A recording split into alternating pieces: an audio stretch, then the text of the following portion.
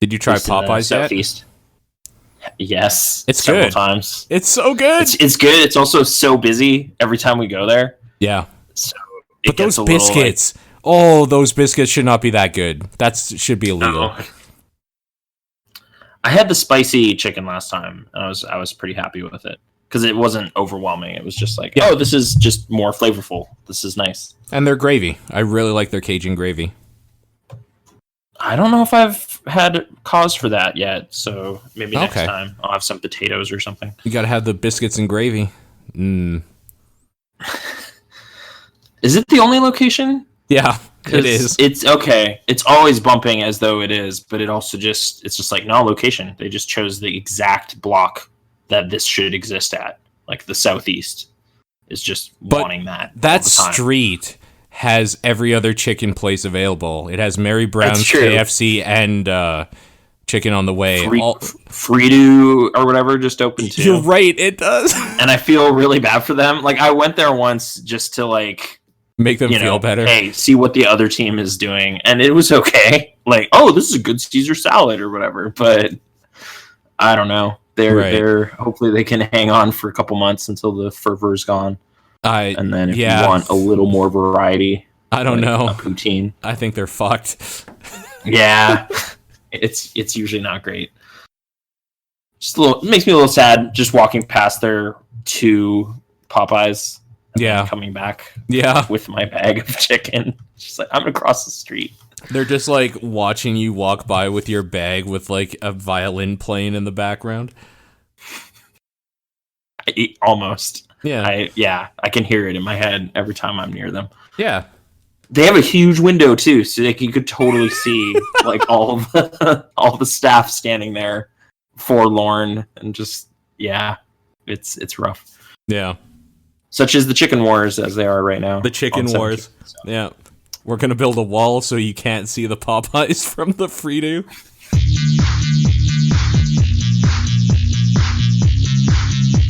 Welcome to the Pixel Response Podcast.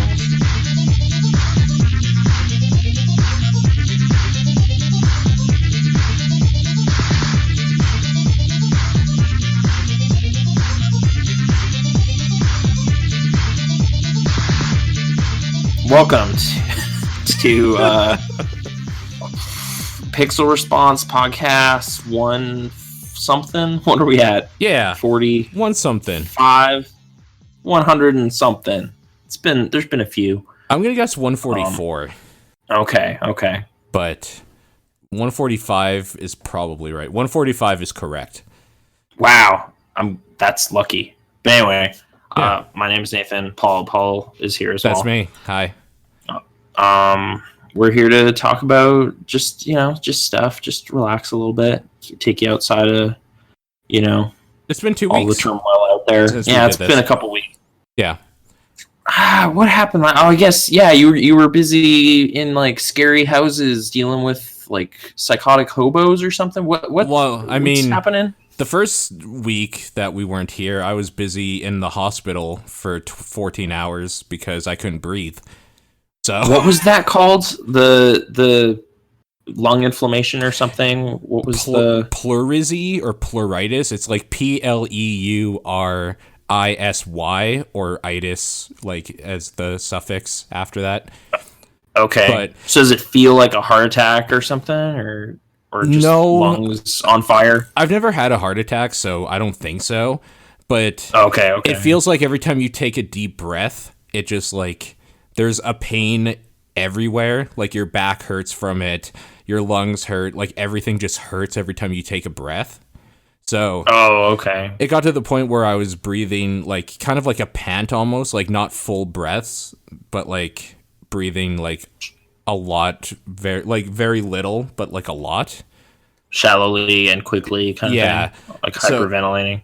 It got to the point where I couldn't handle it anymore, so we went into the hospital. Like I had that pain for a while, but it always just felt like a back pain or something. But like that night, it actually was like, no, this is like there's a problem here. Something is not right. And sure enough, you know how the hospital usually takes their sweet time admitting people.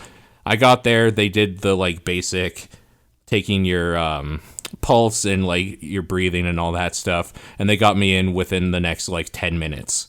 So like, okay. they were just like, okay, it's kind of serious. Let's get him in.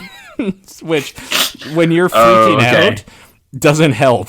Like, that doesn't help your anxiety being admitted, right? I guess it wouldn't help the anxiety. It might be like, oh, I feel a little validated that I came here to the hospital. Yeah. Like, this is an emergency. But I guess that's a hindsight thing. That's not in the moment, like, good news. Right, so, for sure. I think I just imagined because, like, lungs, I thought, like, when you breathe in, there would just be, like, a pain. So that's kind of why I thought it might be like mistaken for heart stuff or something. No, for sure. Yeah, for sure. But like, I never had a heart attack, so I can't tell you for sure. Maybe that is what it feels like. But okay. I don't know about back pain and stuff. That doesn't. No, fit that my doesn't. Perception, but no, yeah, and like there was no arm pain that people say happens when you have like a stroke or a heart attack and stuff. Like none of the other telltale signs, but it definitely felt like something was wrong. Like that was obvious.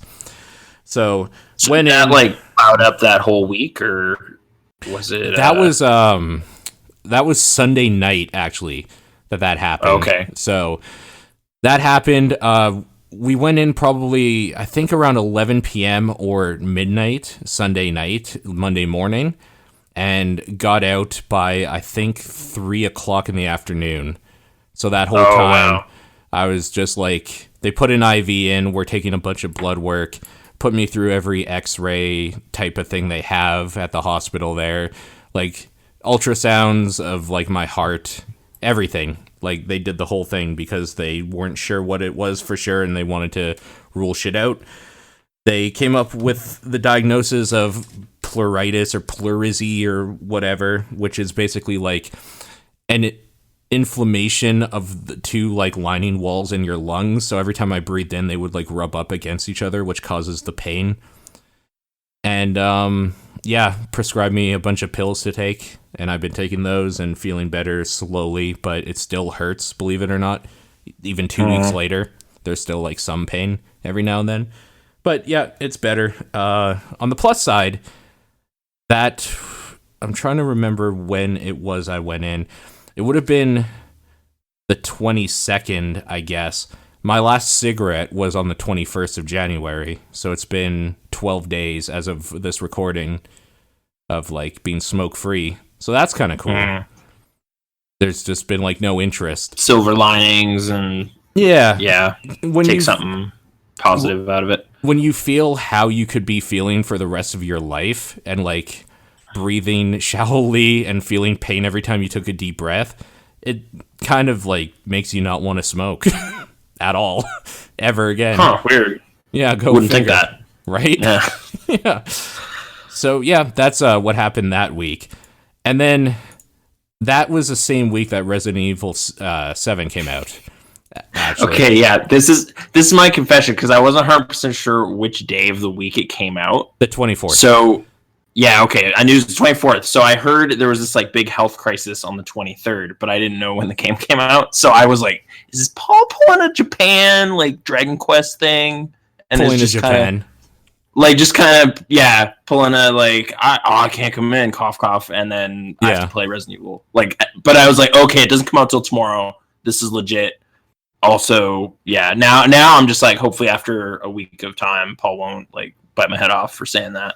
Because of the very real lung pain and everything. I don't want to sell it short. But you know what sucks is that so I took obviously that Monday off because I was in the hospital for most of the day.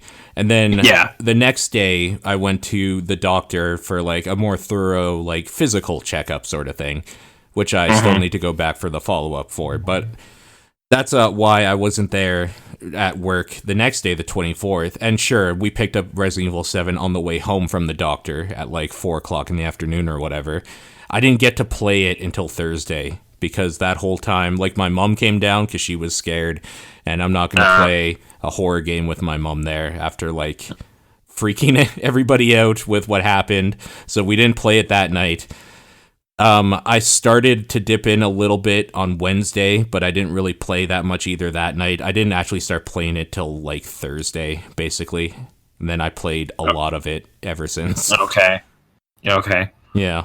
I was that was the kind of narrative that came to mind, so I had to do a little poking.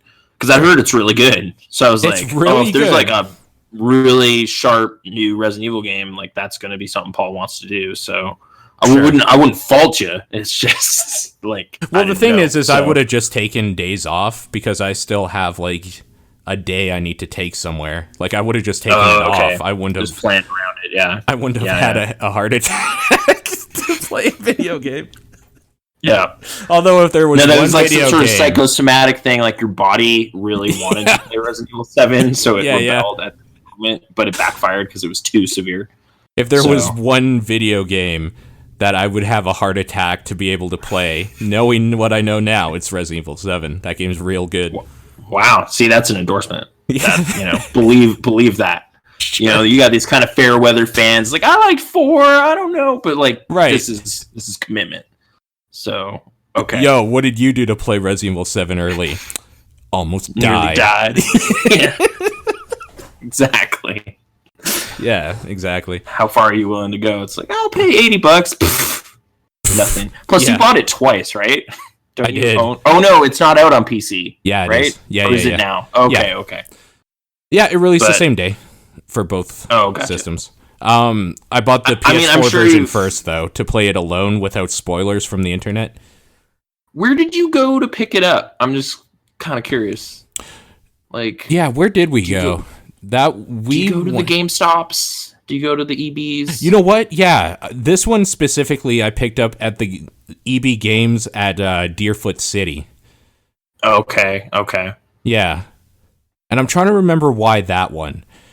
I feel like there was a reason. Oh, because I wanted to see if they had the Resident Evil pop figures in stock as well. And they have like a giant pop figure section there. Okay. So they didn't, by the way. So I didn't get those. Yeah, they had a bunch of other stuff. They had like some Frozen pop figures and like Game of Thrones and all this other bullshit that nobody would ever want. Yeah. I mean, I was in one recently, the Sunridge location. Okay. And yeah, I was kind of marveling at just how much of the store is Funko Pops, but also Funko Pops I have no interest in. Okay. Like, similarly, I was looking for franchises I care about. Yeah. And it's just kind of like, no, this isn't anything I really need, so I better get out of here. Just like, I don't love being in there at all. I don't like hanging out in there because I just know a staff member is going to come up on you and start pitching you on stuff, and I just... Well, hey there, buddy. Have you heard about our disc exchange program? Like, I almost want to just, like, have a card on hand that I hand over to them that's just like, look, I used to work here. I know all the shit. Just do not refer to me as though I'm unaware of what you're doing. Like, I know you want to get those GPG numbers up. I know you got to get those pre-orders in. I'm not going to do any of that. So I like where you took I'm aware to be like, the card is an actual legitimate card to show that like you're part of the club and so you can just walk on by. My idea of your card was just a card that said fuck off on it. No, it just explains that I know I've been behind the curtain, so I don't want to. And then I was thinking, my card's better because you could give that to anybody anywhere. It doesn't just like open your wallet and pull out a card that just says fuck off. Just like, you can keep that. That's for you. Don't worry. Like, I was just looking for Far Cry 4. You don't even have the case for it, so I'm not going for that. I'll see you guys later. But yeah, I have plenty cards. Don't worry. You can have that one. Oh, but man. So EB, okay. I guess I was just kind of like, where do you go for, like, when I had to buy Doom, I went to Walmart because there wasn't really a lot of options. So it was for a long time in the place I used to live, there wasn't anything nearby unless we wanted to drive for about 10 minutes to Sunridge. So we would usually go to the shoppers and see what they had. Yeah, they've really seemed to back off of video games. I used to pop in there because there's always one close by. So it's just like, hey, you got Mario 3D World or whatever. It's just like, what are you talking about right now? It's like, it's a new video game, just came out. And they're like, what's a video game? Okay, do you have like Link Between Worlds? It came out today too. Like, we have discounted candies and like bears over there if you want. They'll have like a bucket of old like $20 games. So if you want like Need for Speed: The Crew or whatever that game is, they'll have something like that. But Right. Yeah, they seem to have shied away from jumping in on having physical media around, which I guess makes sense. For sure. I can't fault them. It's just, it makes it a little... Like, I'll always check the video game trader that's, like, right near here first. But of course. They just seem to keep a big back catalog of the newer systems, like PS4 especially. But that's not what they're there for, really. They're there for older games. You're right, yeah. That's not what I'm usually looking for, so... Right. Anyway, do you want to elaborate on Resident Evil 7 at all? Or you've kind of talked about it, I imagine, on Top Down and last week even. Yeah, but we haven't elaborated on it on Top Down, because that's not what we do there. I guess I'm trying to think, like, what's to ask, what I've heard about it, and what... Like, does the demo give, like...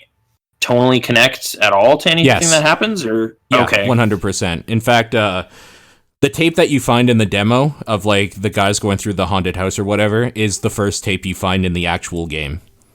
Okay. Yeah. Well, that's a nice connection, I guess. And yep. So it's related in some ways. Like there'll be allusions to Stars and Raccoon City and stuff, right? But they don't. Yeah, specifically... Like, you aren't a STARS agent or anything like that. No. Right? No, in fact, the going theory from a lot of people is your character might actually be an ex-Umbrella or Umbrella Corps guy. Or something. Like staff member or something. Yeah. Like, I used to be pharmacist, and... Yeah. I'm curious. Exactly. That's what the theory is. I was getting a lot of complaints down at the Shoppers Drug Mart, and I just wanted to... I want to see... Follow up. Yeah, on this customer complaint. Where does all this stuff actually come from? The Aqua Cures and Safsprin. I'm trying to think of the other Resident Evil chemical, or not chemical, medicine names. You know what? I think I'm actually just my mind is just falling into the pattern of Halloween 3, where it's like a doctor who decides to start investigating what's going on. And then he goes out to a small town. Oh, okay. No, it's definitely not that. Pumpkins. This dude is very much like looking for his wife that's been missing. Oh, okay. But like Capcom has left his backstory so just like open, mysterious. Yeah, that the community's going crazy. Like, just like, well, the way he tonally said this seems like he probably already knew this was happening, so he didn't care. Like, just that sort of minutia of like the voice actor's tone. It's like, well, he's obviously not surprised, so he probably works for them or something. Like, yeah, it's gotten to that point, and I love it. I love every second of that shit. I love that community so fucking much. Okay. As for the game, it's very much a first-person Resident Evil in every way. The focus is not on making you feel helpless, even though you do just feel helpless every now and then because it's hard to find some, like, good weaponry, good ammo stuff. There is the item management, there's item chests that you have to like juggle things around in because you don't have enough room to carry everything that you need. In the harder difficulty Madhouse mode, you do need cassette tapes to be able to save, so you don't get unlimited saves, and the checkpointing is like very, very rare. So you really need to save if you're going to make any progress in that mode. There's unlocks for beating the game under certain criteria, certain difficulties, and under certain time thresholds. There are puzzles that open doors. There are items and stuff that you put in a thing to open a door or a passageway. There is straight up a crank used to like crank some things up. So yeah. So an adventure game type stuff. It's Resident Evil. It is the most fucking Resident Evil that series has been since 2002 when Remake came out, I think. Okay. Yeah. Is there any hammy dialogue? Because I kind of like that. There's a little bit. That. There's some funny parts. Like, this weird thing happens where one of the bakers does a transformation thing and is being all creepy, and your main character's like, oh, well, that's special, as you're like chasing them down a hole. Like, there's like some weird dialogue shit going on and some hamminess. So yeah, there's a little bit of that. It's not super self-serious all the time. Okay. I've heard it's like a smaller scale adventure, like one mansion or one house for the most part, or sure. Is there a lot of locale changes or anything? Like, specifically, there's like the old house that you play in the demo, like that is in the game. But that's like the old Baker house that had a flood or a fire or something, which is why it's kind of dilapidated and shitty. Then there's like the new house, which is on the same property. Like it's all in the Baker's property, essentially. And so there's that house, and that's big. And that house also has like, not an outhouse because that's an actual thing, but like a house like shed on the swampland or whatever, because they're in Louisiana, so there's like little docks and stuff on the water, and then like a guest house sort of thing, and like an outside area, and like it's what you would consider like a redneck mansion for sure. Okay. Yeah. I think one, like some podcast I was listening to was saying it's kind of like the True Detective serial killer house, which I guess is also set in Louisiana. So I don't know if you saw that first season. No. Okay. But swampy, scary. Yeah. And pretty good. Is there kind of that replay incentive or speedrunning kind of stuff? Okay. Yep, absolutely. As of right now, I've beaten the game I think 6 times or so. Okay. The one time, like, on normal difficulty, just playing on the PS4 the first time, like, exploring and having fun. One time on normal for the PC version, streaming it. And then on PC, I've done the under 4 hours unlock run. I've done the Madhouse mode run. On PS4, I've done the under 3... No, I did another normal mode run for the hell of it to show Aaron the story. Then I did an under 4 hour run on the PS4, and now I have to do Madhouse on PS4 as well. But the DLC just came out this week for PS4, so I've been playing that as well. And that DLC is pretty good. It adds a few things that game... The big thing that game lacks is that the puzzle stuff it does is super good, and it sucks that there's not more of it. This DLC adds like another puzzle room, like escape room type thing, which is really cool. It also adds like a Call of Duty zombie mode type thing where you're in the basement trying to survive by you're like starting up these generators that are randomly placed around the basement, and they create scrap. And scrap is like the currency you use to like unlock certain areas to like get more scrap and to buy items like healing items, ammo to upgrade your weaponry, that sort of thing. And you're supposed to survive for like in-game time 5 hours from midnight till 5 in the morning. And in real life time, I think that's about 5 minutes of waves every hour. So, what is that, 25 minutes? Or something? Yeah, roughly. Yeah. Sure. Okay. So yeah, that mode's fun.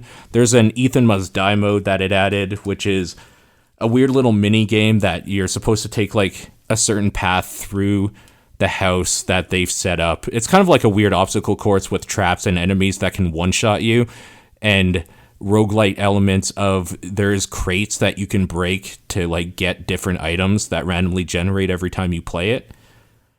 So that's been kind of fun too, but it's like super hard. And it's one of those like fun but annoying things where you start a run and it's like, last time I did this part, I had a shotgun. Now I just have a knife. I guess I just don't win this run sort of thing. So it's a little infuriating, but I don't know. There's some replay value for me there. There is the incentives though for you get unlocked items to make your runs funner or easier or whatever by doing certain things. Like beating Madhouse mode will get you infinite ammo for like the next run or whatever. So, yeah. Okay. That's all in there. It's a good game. Does the game have you kind of intrigued about VR stuff with it, or... Yeah, it does actually compel you to make that investment, or no, not to make the investment, but had I had PlayStation VR, it would have been like absolutely the way to play, I think. Okay. Yeah, I hear good things from the people that have played it. They say that like it does wonders for like VR or whatever. Like, it makes a good excuse to have VR if you have it. It's one of the better ones that runs good and like feels good while you're playing it, and so people have said good things about it, which is good. I like that. But that's still like what, $800 up here, 700, something like that. Right, and that's if you have a PlayStation Pro already to run VR like well. Otherwise, you're still looking at about 1,300 to 1,500 Canadian. Like, yeah. So I don't know. That's something where even with like Last Guardian for me, like I have a regular PlayStation 4, and it's like apparently terrible on that. Which is not the most encouraging thing to hear. Of just like, well, I did play Shadows of the Colossus on the PS2 with bad frame rate and everything, so maybe I could just get over it. But that's not the ideal way to play this. So I've been kind of hesitant about it. But I remember complaining about the Shadow of the Colossus on the PS2 as well. Like, feeling like some of the deaths were like, oh, come on, the game was like loading while I was trying to make that jump. Fuck that shit. Like, I remember being mad about it back then too. I was just like, man, that monster's so big though. Like, this old thing just can't handle it. Oh, totally. Like, totally. Like, in a way, it was kind of like a badge of honor or something that was intriguing, where it's like, this game is so ahead of its time right now that this system can't handle it. Can't even play it. Yeah. Right. No, I think it's also just like some weird, like, you just get acclimated to what frame rates were then.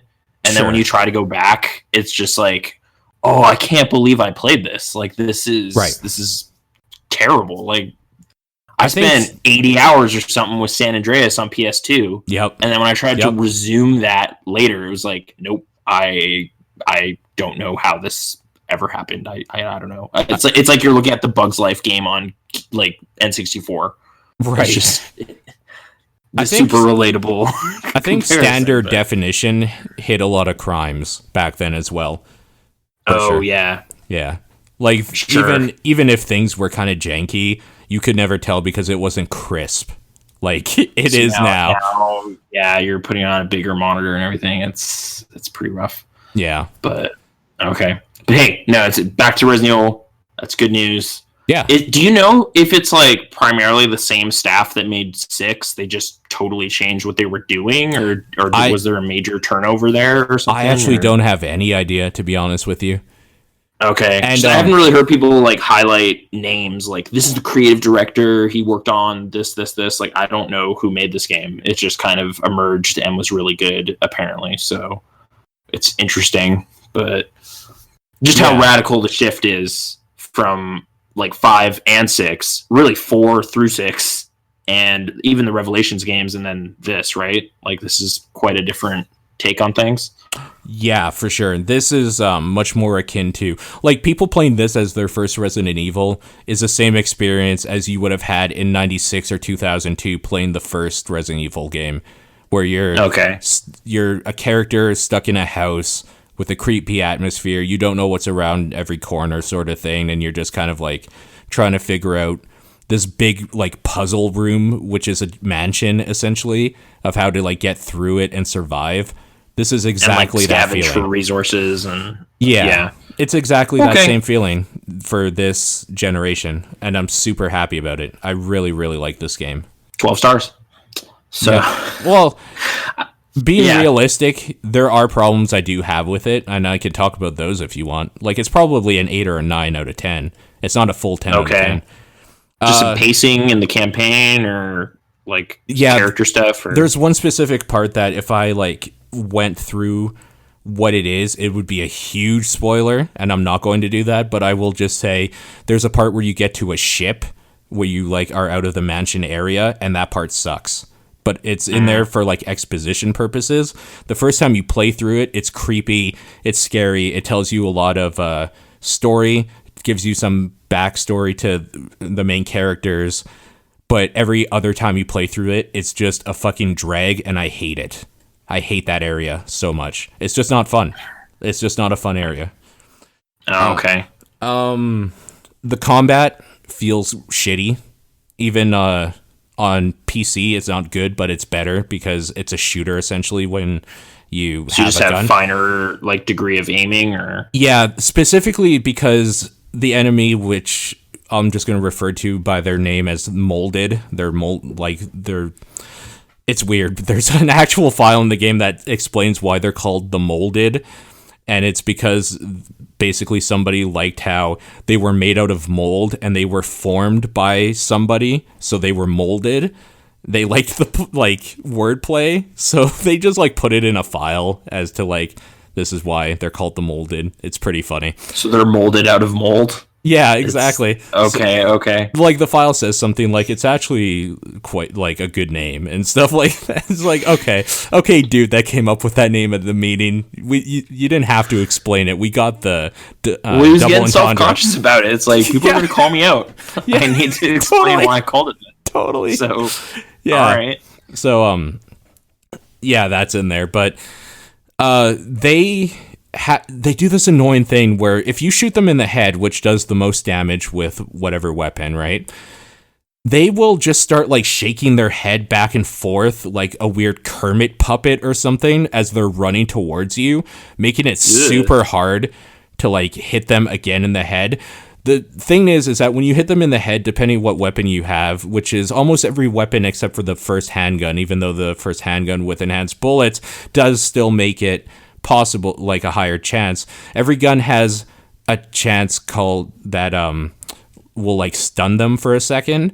So the theory is you get a headshot with a gun, they are stunned for a second, just enough time for you to get another shot off and fine tune your aim a little bit from the recoil, get another shot off and stun them again before they are able to get to you, etc., till they die or their head pops or whatever. With the PS4 controller, you don't have a good fidelity of control with your aiming, so it sucks to do that. But luckily, this is a Resident Evil game made the way Resident Evil should be made, and you can run around most things in the game without ever taking a shot for the most part, except for bosses. So that's how I've been playing the PS4 version. On PC, it's super fun to be able to just shoot stuff with a Magnum or a shotgun or whatever. So yeah, I don't know. It's just one of the things that I think the controls ask something of you on the console version that is too difficult to be fun or compelling. Oh, okay. So they don't account for it with they give you more bullets or anything. Nope. It's just you're gonna miss those shots more likely. So okay. Yep. That's too bad. Yep. But okay. It's easy to overlook that stuff when you're as enthralled as I am, though, in everything else. So I overlook it. But I could there are actual problems. I could see if somebody told me I can't actually play Resident Evil 7 because it controls shit to me, I would be you're probably right.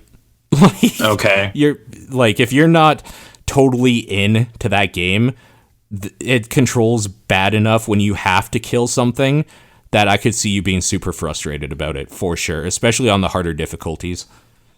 Okay. So yeah, that's if you have any specific things you want to know, I can tell you, but that's pretty much all. Not exactly. I'm not sure when I'd be jumping in on it anyway. So right. I'm vaguely intrigued, but it's not something that's right on my list of stuff.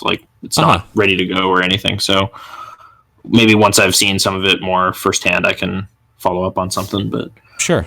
That I don't know. Okay, so you beat it 6 times. How much is each time? I guess would be my last query. Time-wise? Your better times. You were saying 4 hours, 3.5 hours, but first time through, was it 10 or something? Or first time through, 8? I think was 8.5 to 9, somewhere in there. Probably closer to 9. Okay.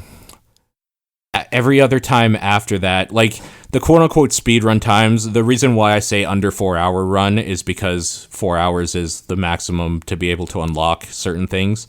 So those times, the first one I went for was 3 hours and 15 minutes, and the second one that I did the other night was 2 hours and 45 minutes, I think. Okay. Yeah. So now I'm kind of curious about what's the UI stuff for item managing, and is it Resident Evil 5? Is it a briefcase 4? Do you just is it first person shooter where you have like two guns and you switch with triangle or something? Like, is it really stripped down or? It's pretty stripped down. It's think about like almost like a phone app grid or something, but like the top 4 are the different like on a controller, the D-pad direction, so left, up, right, down. And those are usually where your weapons lie for like quick switching. But you can put any item there. You can put healing items on one of them if you wanted to. And then like there's a bunch of slots like underneath. Depending what the item is, it will either take up 2 or 1 slot. Okay. So it's more akin to Diablo 3, if that makes any sense to you. It's like a grid, but not really a grid. Like a weapon will take up 2 slots because it's a weapon, but like bullets, a knife, healing items, stuff to craft stuff will take up 1 slot. Are you kind of just in it all the time? Like you're not escaping to a menu to shuffle around, or no? You can. How does that? There are safe rooms, like a Resident Evil game. You can go to a safe room, go to the item box, and like just spend an hour shuffling stuff around. Oh, sure. But I mean, like, so like Resident Evil 4, it's just like, there's like 6 dudes. You know what? I'm just gonna hang out in my briefcase and like. Oh no, you'll die. Fine.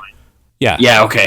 That's kind of what I'm wondering. Like, if it's Dark Souls or something where you could be attacked at any time, even when you're switching around. Like, okay. And that's kind of what bakes in some of the like intense moments too, because five had that too. I'm not saying like From Software invented that or something. Okay. Right. I know, but the doors, but like doors that are locked in this game. In other Resident Evil games, if you had the key, you'll just run up to them, hit X, and it'll be like, you use the blank key or whatever, and then you open it. In this, when you hit X on something that like you can interact with, it opens up your menu and you have to choose the item and then it'll like do the thing. So if you're unlocking a door because you got the key, you hit the button on the door to try to unlock it. It'll open up your menu. You have to quickly like move your cursor or whatever to where the key is to use it. And then there'll be an animation of you putting the key in, turning it, and actually unlocking the door. And this all is like fast enough if you're not being attacked. But if there's something right behind you, this is enough to maybe get you killed. Okay. Well, or just like that kind of, I'm fumbling for my keys, but something bad's coming. No, like, that's totally it. 100. It's 100% that. Yeah. All right. Yeah. It's like, that's good. That's a good moment of tension, I guess. For sure. It's real bad sometimes. It's real bad. Yeah. Okay. Biohazard 7. Does it have Biohazard on the title screen? It does. It's Resident Evil 7 Biohazard. Okay. That is the actual title. Sweet. Yeah. But it actually makes the most sense why it would be like, it's kind of weird because in Japan it's Biohazard 7 Resident Evil. Yeah. And it works both ways because in the US Resident Evil is like the name. Biohazard's a subtitle because this game is like the most about a biohazard the game has ever been, besides like Resident Evil 2, where like the city gets infected.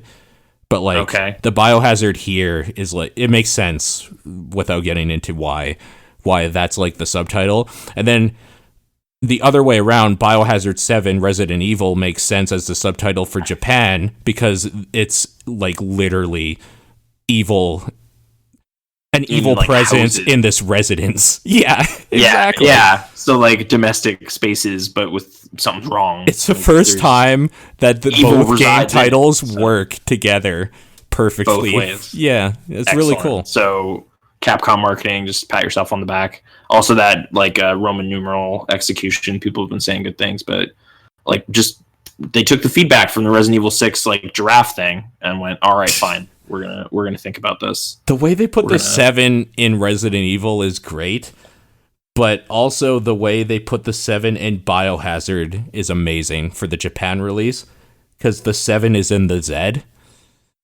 Oh, okay. Which is so good. They found a way to do it both ways. No way. Yeah. So they did Arabic numerals in Japan to also hide it in there? Okay. Yeah.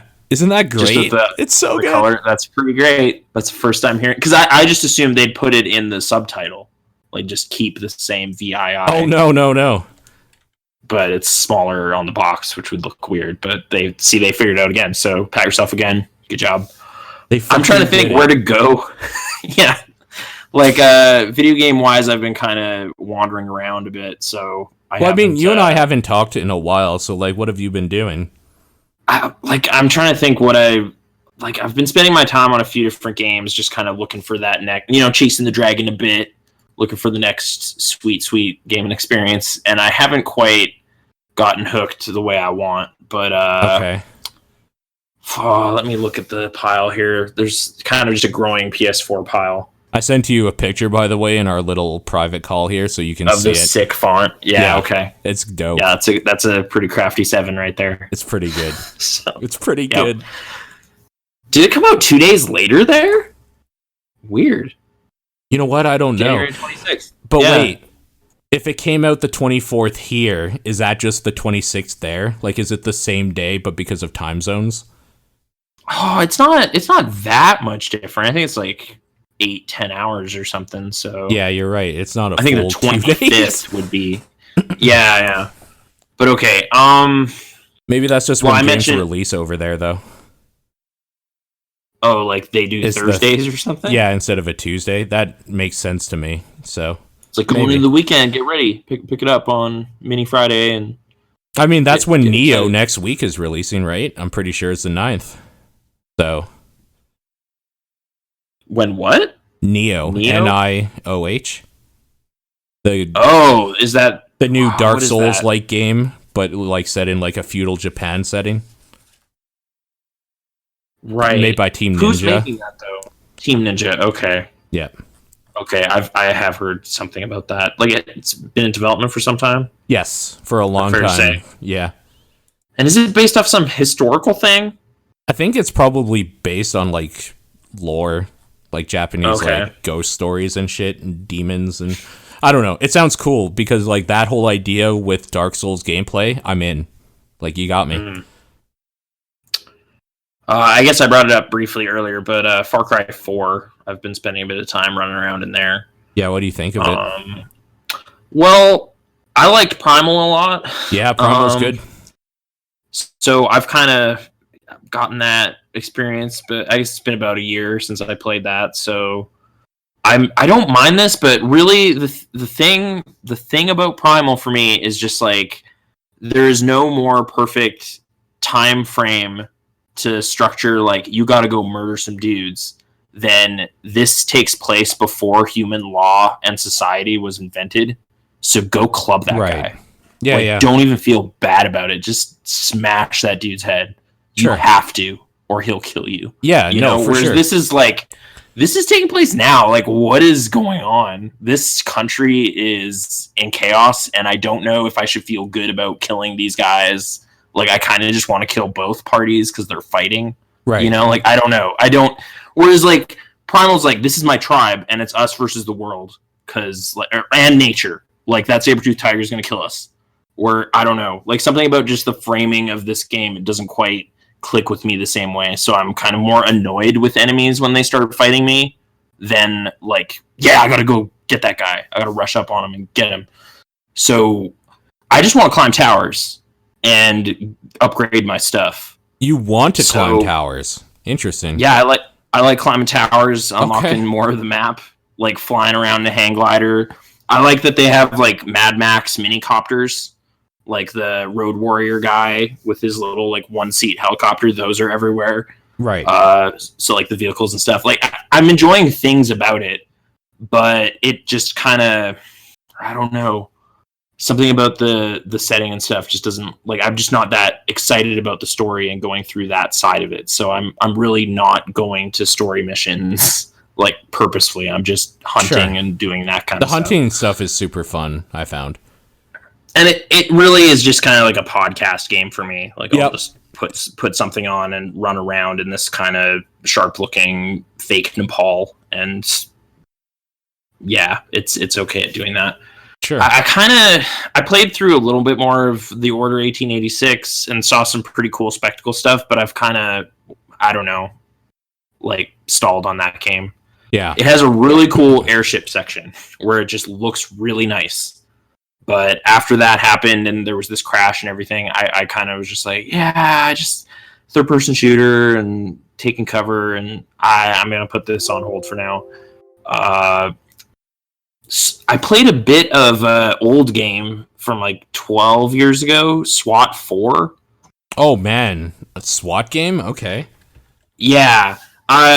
There was a recent Waypoint episode where Austin was talking about it, and the key takeaway for me from that was just like, oh shit, that's available? Like, I thought that was just gone, because I've been aware of this game for years. Yeah. It just wasn't available digitally on anything. So it's on GOG now. Is it? And I was excited about that. Yeah. It's like $10 on GOG.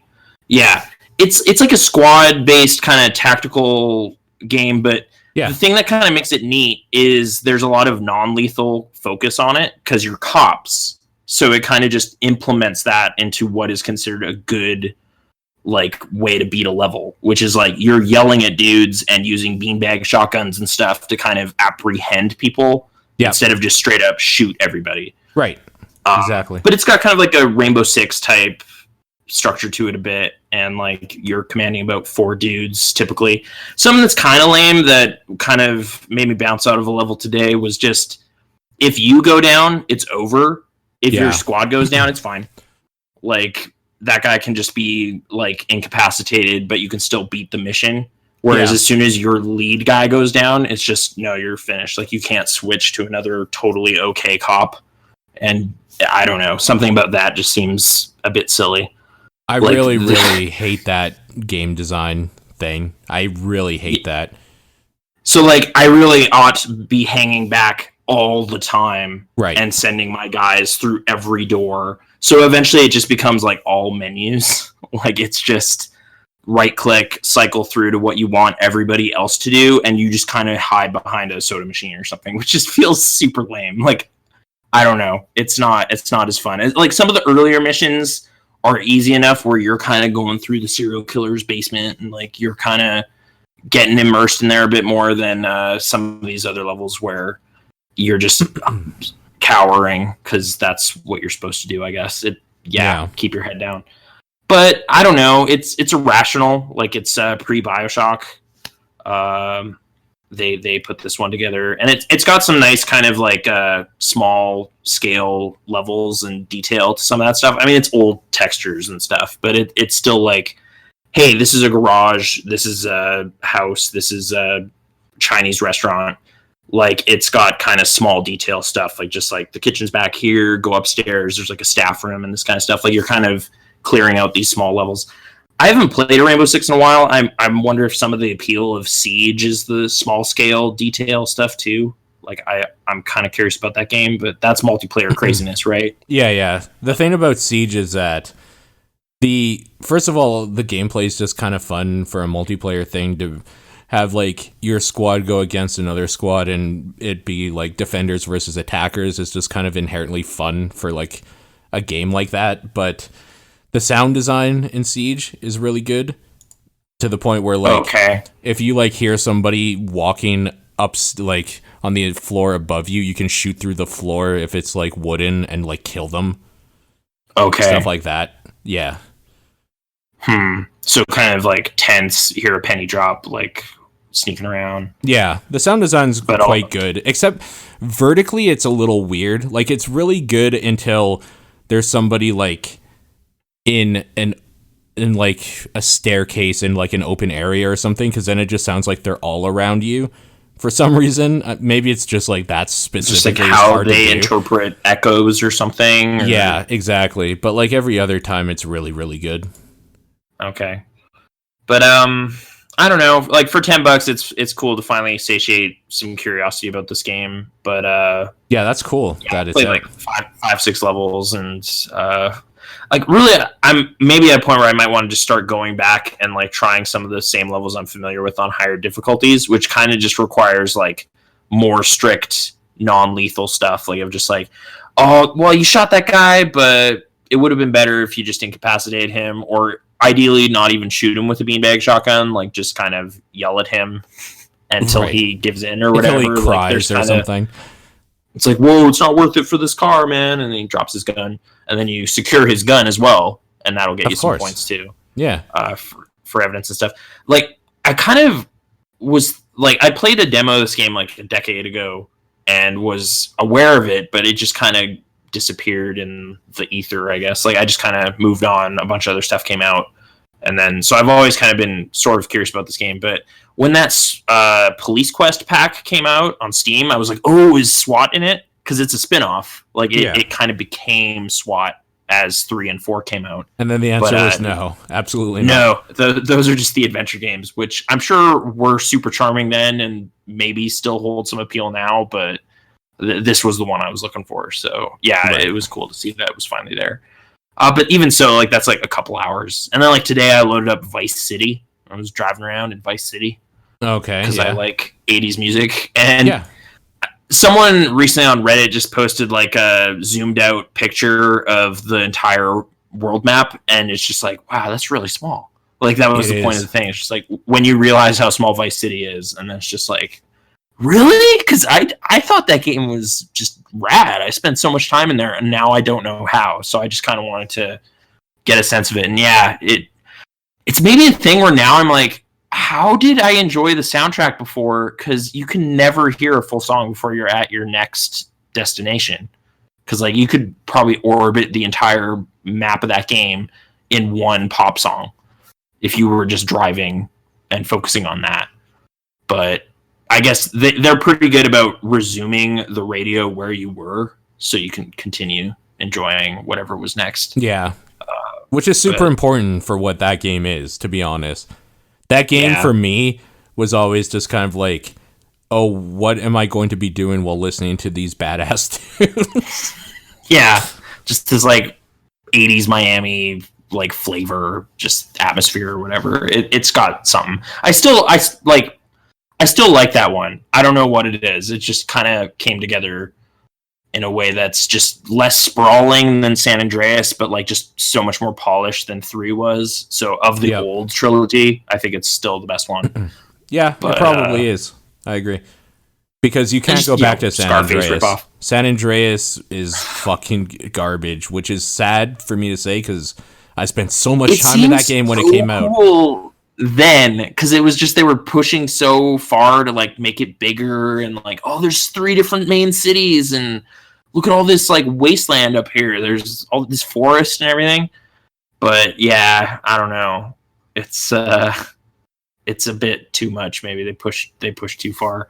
And then just like how bad the storytelling is for just like lip syncing and like how the character models look and everything. Like it's like, well, Samuel L. Jackson's voice is coming out of that guy, but this looks terrible. Yeah. Anyway, CJ. So CJ. There's like 2 kind of main avenues my pop culture time has been spent, and I just don't know like how to introduce that exactly. So I know you know that there's this television show called Rick and Morty. Yeah, okay. Yeah. Have you been like consciously avoiding it because if it's too hyped, it's entered into like Undertale or something? Or no, what? I just don't really watch TV. Like, I don't really watch shows in general. Okay, there you go. I don't know how to. So I borrowed the DVD box sets from a friend of mine, and I've just been going through them over and over again. Okay. Like watch the whole show within 24 hours, and then going through it with commentaries and animatics, and just revisiting favorite episodes and stuff. And I don't know. I really enjoy it. I kind of knew I would just because of like, you know, Futurama interest and like Community. I was a fan of that show, and one of the co-creators worked on this and everything. And so like I'll ask you about some things. I'm wondering, one of the co-creators of this developed that. Anyway, about the show here. Yeah. It seems like every time somebody quotes that show or something, they just like do some weird gross like burp thing because that's like the thing that happens all the time, and then they think it's hilarious. Is that like the reason people like that show? Because he burps? No, so there is something just to how like slapdash and weird the voice acting. It just sounds very improvisational compared to a lot of shows. Okay. So it's got some energy to the way people talk that I don't usually ascribe to animated shows, because it's just like, well, we got this all in a can 9 months ago. We need it to look really polished and slick or whatever. Like, there just isn't that quality. And Rick is just a like belligerent drunk, like mad scientist guy. Right. Is that like what people like about him though? Is that he's just a belligerent drunk? Because that seems like a pretty poor thing to like a character just based on. I mean, it's kind of like unhinged, like Doc Brown from Back to the Future or something. Yeah, for like sure. He's very good at his science stuff, but he's also breaking the fourth like wall an sometimes. Asshole. But he's kind of an asshole. He's kind of selfish. Like flawed characters, I guess, would be how you'd put it. I kind of have warmed up to the character a lot though, and it's just he's entertaining. Like I don't know what to like. I guess he's kind of gross, but I got over that pretty quickly just watching it. So I don't know. I guess that's a put off for some people of just the burping and the kind of like he's always got spittle under his mouth and all this kind of stuff. Like I kind of don't care about that. I just hate people that like that's all they ever talk about. Like the show has nothing else redeeming about it. If I was saying quotes from the show, I wouldn't burp to convey them to you myself. Like I don't know. That's a weird thing, but or like the thing everybody always does is just like, oh gee, Rick or whatever, and like that's all they'll say. Like everything, it's when people talk about this show is just like, oh, you like retarded things. You just like people acting retarded. But like, I know I've seen one episode of Rick and Morty and I didn't really understand what the hell was going on, but it seemed like there's a thing going on. Rick like had a whole bunch of versions of himself from different dimensions or something. And there's this there's this weird like time paradox going on, and like that seems Council of Ricks. That seems fine, but I feel like that's a bad first impression because I didn't know what the fuck was going on at all.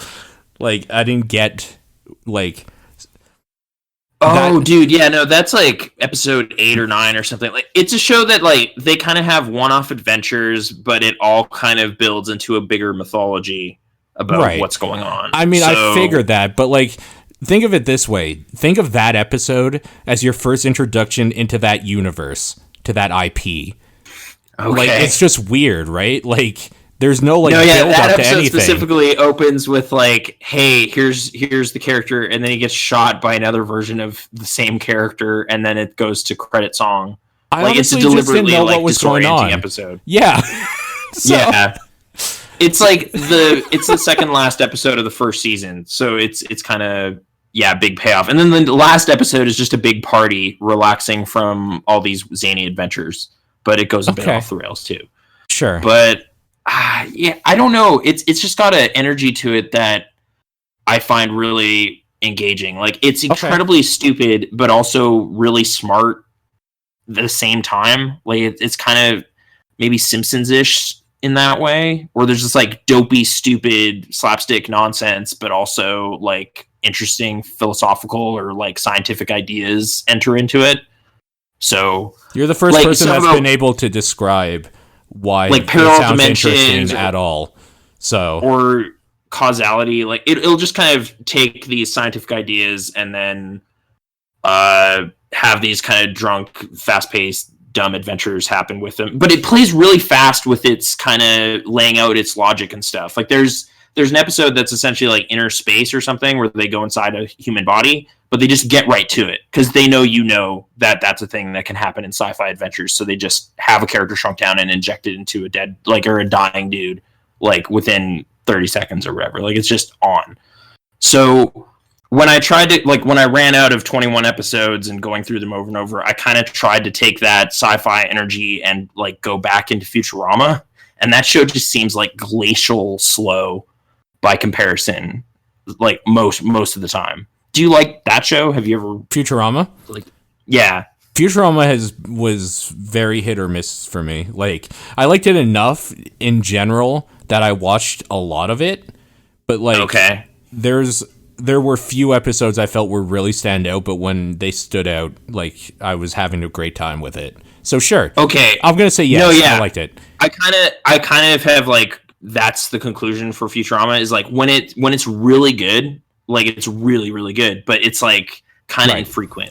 It's very infrequent, I would say. It started as a traditional network show, so it's like Yeah. 20 some episodes a season or whatever. So if like 3 of them are really good, that's like a lot of middling adventures. And that's kind of how I was experiencing some of the, like, I never saw the last couple seasons of that show when they made the move to Comedy Central. You're right. I never did either, to be honest with you. So I've been kind of like, oh, there's new Futurama adventures I never saw, and like some of them have been really good, like as well. Like they kind of keep the same percentage, and it just seems kind of a thing where they like try really hard when it's like the finale or like sweeps or something. Like there just seems to be like extra effort is employed sometimes, but I just feel Rick and Morty has like such a like looser production schedule or something where they can just focus on making each one as good as they can.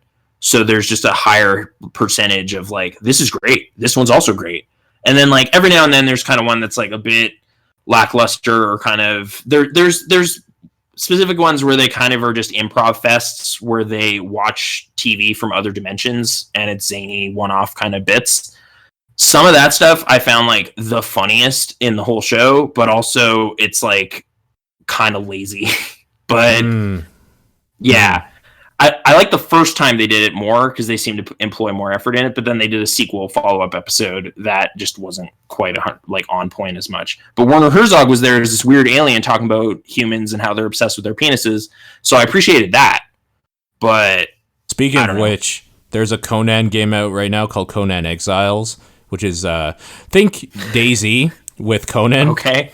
With Age of Conan specifically, because it's the same devs who made Age of Conan and Anarchy Online and those B-tier fucking MMO RPG survival games back in the day. So, yeah, there is a dong slider. You can choose. Oh, okay. You can choose how big your dong is. Yep. Yeah, so. Oh, Werner Herzog's bit's pretty good about it. But there you go. Okay.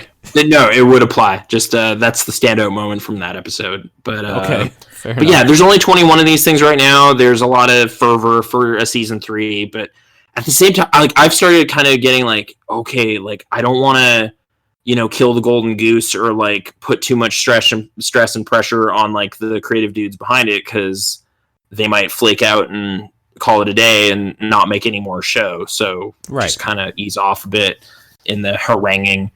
But yeah, specifically just with Dan Harmon's role in the show, I've kind of just been going through like some of his podcasts, Harmontown, also Community again. Did you ever watch Community? Yeah, I loved Community actually. Okay. I've finally been going back through the commentaries, which I never listened to before. And how does it hold up like these days? Pretty sharp. Like like my favorite episode is probably the Remedial Chaos Theory episode. Sure. Which where like that's probably a decent analog to the like kind of weird like mind head space, or like where Rick and Morty can go more frequently is stuff like that, with just parallel dimensions, and kind of the more out there episodes of Community are like more conducive to what Rick and Morty can do. But I mean, it's also paired with Justin Roiland, who's a fan of just really like occasionally juvenile and really dumb humor based on watching House of Cosby's and the very first like Marty and Doc Smith short on YouTube.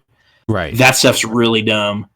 But so I'm glad this pairing has happened, where someone with like some sense of like story structure and like payoff and more setup and kind of stuff, like someone more organized, is handling this zany out there content, and it just kind of really works together. But yeah, Community seems to hold up pretty well. I am watching it with the commentaries though. It's been a while since I've seen the episodes. So yeah, for sure. I haven't seen them in a long time. It's like reminding me of episodes I liked, but it's it's kind of weird just being like, oh man, that show's been off the air for like 2 years and it's just done. Same with Futurama. Like it's just like, this is over now. Like this is all done and wrapped up, and here it is. Like this is all that there is. So I guess it's kind of anthropological or something, like just going back and just sure. Oh yeah, Dark Knight reference. That would have been pretty hot then in 2009. Yeah. So, okay. But yeah, I guess I appreciate also that they have this like kind of enthusiasm for commentary tracks, because the thing that got me into commentaries was The Simpsons, and they do commentary on every single episode, and it's like a bunch of people that made the show in the room going around talking. This is the same kind of mentality of just every episode get like 4 or 5 people, like some voice actors, like some of the writers and stuff, and they all just have a very animated conversation about it. And then they'll have some regrettable, some great guest commentaries. Okay, like I'm trying to think who the worst one. I wish I knew their names, but it was like some guy who's on Howard Stern a lot and some drunk character actor. It was terrible. Yeah, like I kind of just was. I'm gonna tune out a bit on this one. I'm gonna do something else while this is on. But like one of the weirder ones was what's his name? Sheamus from the WWE, like the wrestler. Okay, was just I have no idea. Really, yeah, but I don't know. A current WWE wrestler was just way into one episode, so he was there. Okay, talking about it.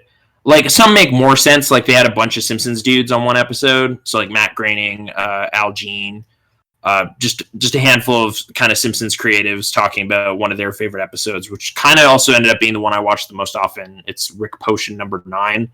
It's I think the 5th or 6th episode of the first season. It's the one where like you kind of see how far off the rails this is allowed to go just in a weekly episode. Like it's like if the Simpsons like Treehouse of Horror stuff was all like in universe too, like it can like really fucked up stuff can happen in continuity, and they'll just incorporate it into this timeline of the show kind of thing. So that's the kind of stuff I got really jazzed about. Like they don't like just kind of reset after each episode. It's like, no, that shit all happened. Like, I don't know. Or like Invader Zim, there's an episode where they're flying around battling planets off of each other, but then at the end they just reset like nothing happened. This would incorporate that. It's just like, yeah, Mercury was destroyed in the last episode. It was weird. And just have that be a thing that happened. Or they can just jump universes because they can. And that's kind of a way out, but a sci-fi way out. So it works. But sorry, I was trying to talk about commentaries. Yeah, no. Pendleton, yeah. Adventure Time people. Probably Ego Raptor because I know they're friends. That's the thing. He has a small part in the season finale of the second season. But no, he wasn't on any of the commentaries or anything. Which I kind of was just like, what? Like Aaron Hansen, like his name was in the credits, and in the commentary they like briefly mention that, but they don't really elaborate. Oh, okay. So, yeah. Okay. But maybe that photography android will be in subsequent episodes. I don't know. I don't know when it's coming back, but like I said, I don't want to like contribute to the shit posting and the where's season 3 like or Half-Life 3 jokes and all this shit. Right. Look what it did. It hasn't been that long. It made him lose his goddamn mind. At the end of season 2, a character straight up says, "All right, see you guys later. It'll be a year, maybe a year and a half, maybe more." So have a good, like it just tells you that, and it hasn't even been 18 months yet. So like just relax, gotta put that energy elsewhere. So yeah, it's a good show though. So I'm also excited now. I'm on the same page as everybody about that. But I don't know. I think that's also just kind of opened up like a sci-fi black hole for me, where I've just been kind of like Futurama. I've been spending a lot of time there. I also went down this kind of Blade Runner track, like this Philip K. Dick experience. Okay. I think that sort of happened organically, but it just coincided okay with sci-fi craziness. So Ready Player One is a book. Yeah. It's actually right beside me. As always, every time you bring it up, it's right here. It's just like, oh yeah, that thing right there. Yeah. Have you cracked it open or looked at it yet? No. Okay. Super reference heavy, like pastiche all over the place, just referencing all sorts of stuff, including Blade Runner. There's key stuff that happens. I'm still just thinking about how they're going to ever make that into a movie is just something that entertains my brain. Like, it's just like, how many lawyers need to sign like agreements to just kind of co-opt all this pop culture and put it in a Steven Spielberg movie? I don't know. Like, is Monty Python going to just be in here? Like, is War Games just going to take a part of this movie and be there? Like, is Matthew Broderick okay with that? Like, there's all sorts of stuff that they could do that just sounds nutty. I don't know. Like, do you license Cylon ships? do you go to Ridley Scott and say, hey, we're just taking this and we're putting it in our movie? I'm sure he would probably be like, yeah, that's fine. Sure. Like why not? I get a check, right? Yeah. I don't know. Like, exactly. It might be easy, but it's just like, how much of this budget is just getting licenses? I don't know. Like, or they're just restructuring it entirely and making it a lot more generic, which I understand why you do that, but I don't know. There's an opportunity here for something zany, but I'm not sure if that'll happen. But anyway, I finally watched the Blade Runner theatrical cut. Okay. Like the one that came out in 1982 and was sort of frowned on upon release. Have you ever checked that out? No, I haven't actually. Have you seen any cut of that movie? The director's. Okay. Right. Yeah. Okay. So in like 93, I think the cut came out for quite a long time. And then there's a final cut now, which is just kind of touched up that cut as far as I can tell. There might be a few seconds here and there. Okay. But the thing with the original cut is it has narration in it. Kind of just condescending, bored Harrison Ford dialogue over scenes. Just like, I guess they just assume the audience won't understand what's happening, so they just kind of lay it out for you. Like, a character will come up to another and say something, and then while they're in their hover car flying to police headquarters or whatever, it'll just be like, so he was using a kind of slang dialect. It was a combination of Chinese and Japanese. And like, it's just kind of like telling you this. And I don't know why. Like, it doesn't really help anything. But I was still kind of generally surprised how much that movie is still the same movie. Like, it's not completely terrible in this original form. Like, it's just slightly worse because they decide to talk down to you a little bit at key points.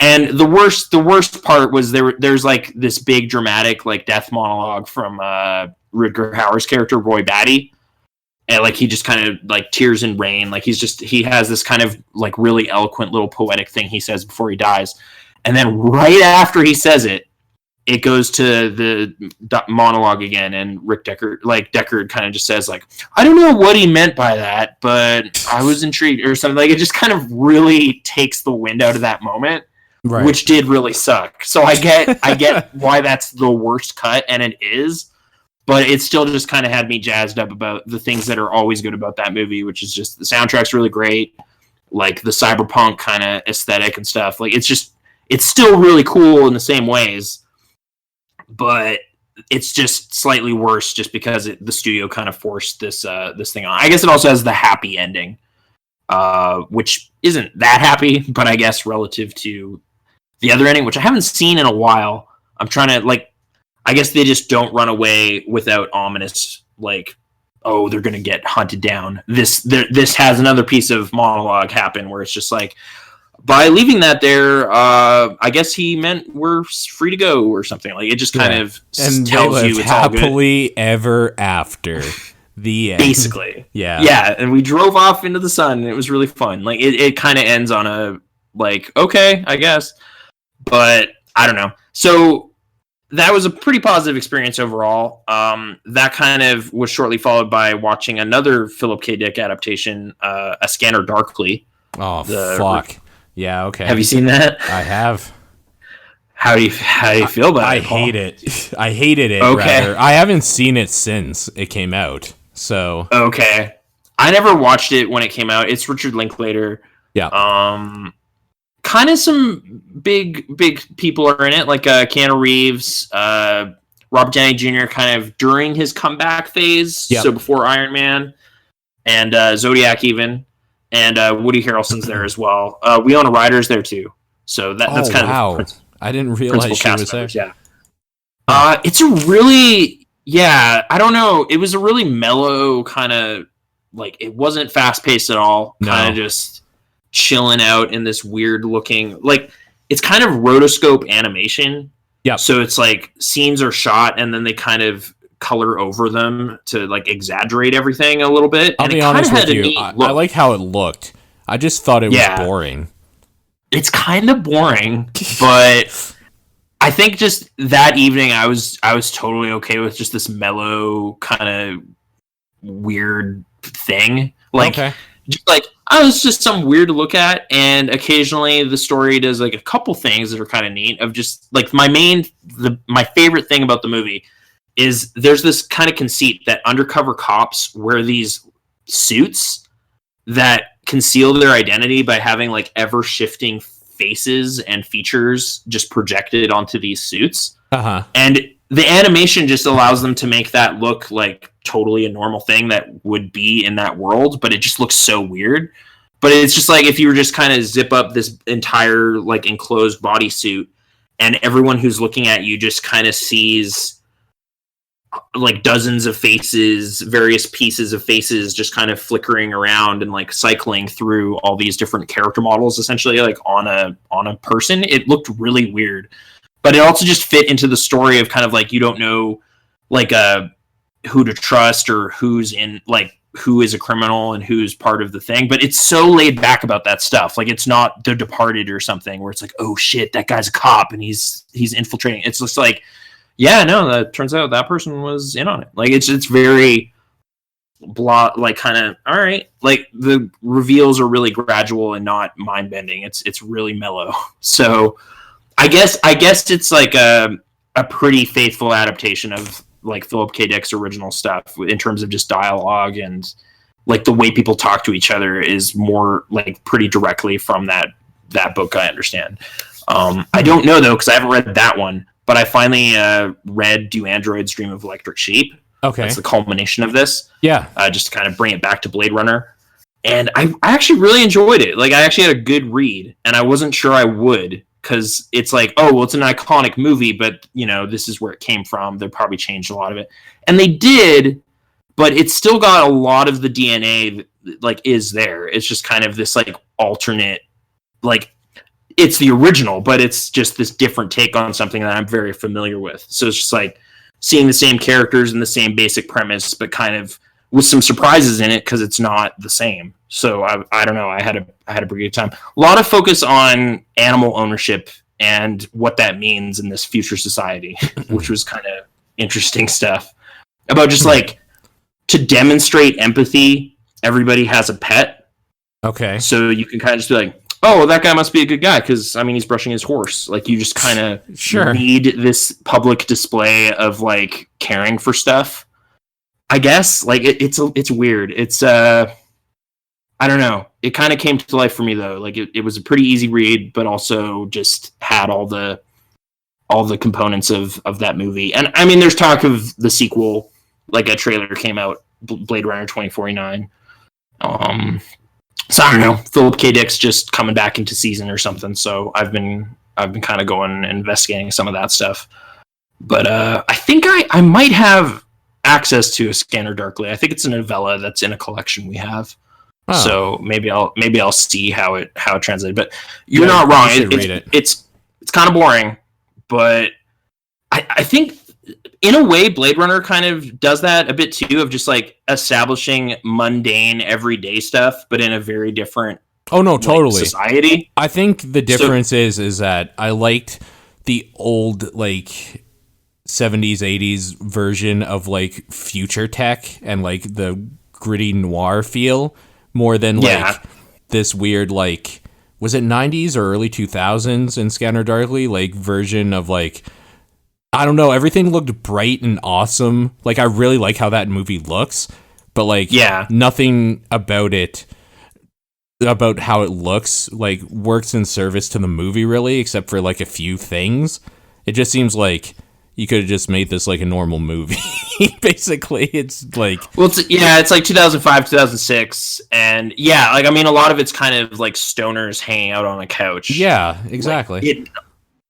So it is only made interesting by the visual animation layer over it, in a way. Sometimes, like there's scenes where it's like, this is kind of boring, but it looks crazy because it's got this animation layer over it, which kind of makes it more surreal than it would be otherwise. So I don't know. I also haven't seen like the other movie he experimented with some of that stuff with. Waking Life is another animation Richard Linklater movie that does the same kind of technique. So maybe if you'd already seen that, you wouldn't be as jazzed by the look and kind of vibe of this movie. Maybe, sure. But I think it was 2005, 2006 or something when Scanner Darkly came out.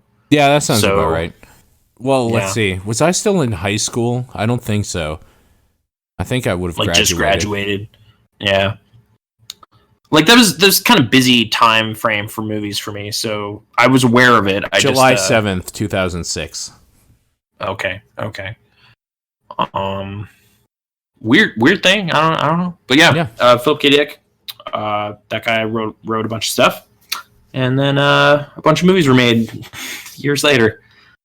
I don't know what else to elaborate on that. Yeah. But have you been watching any media or just no, not Resident really. Evil? I feel like I probably did.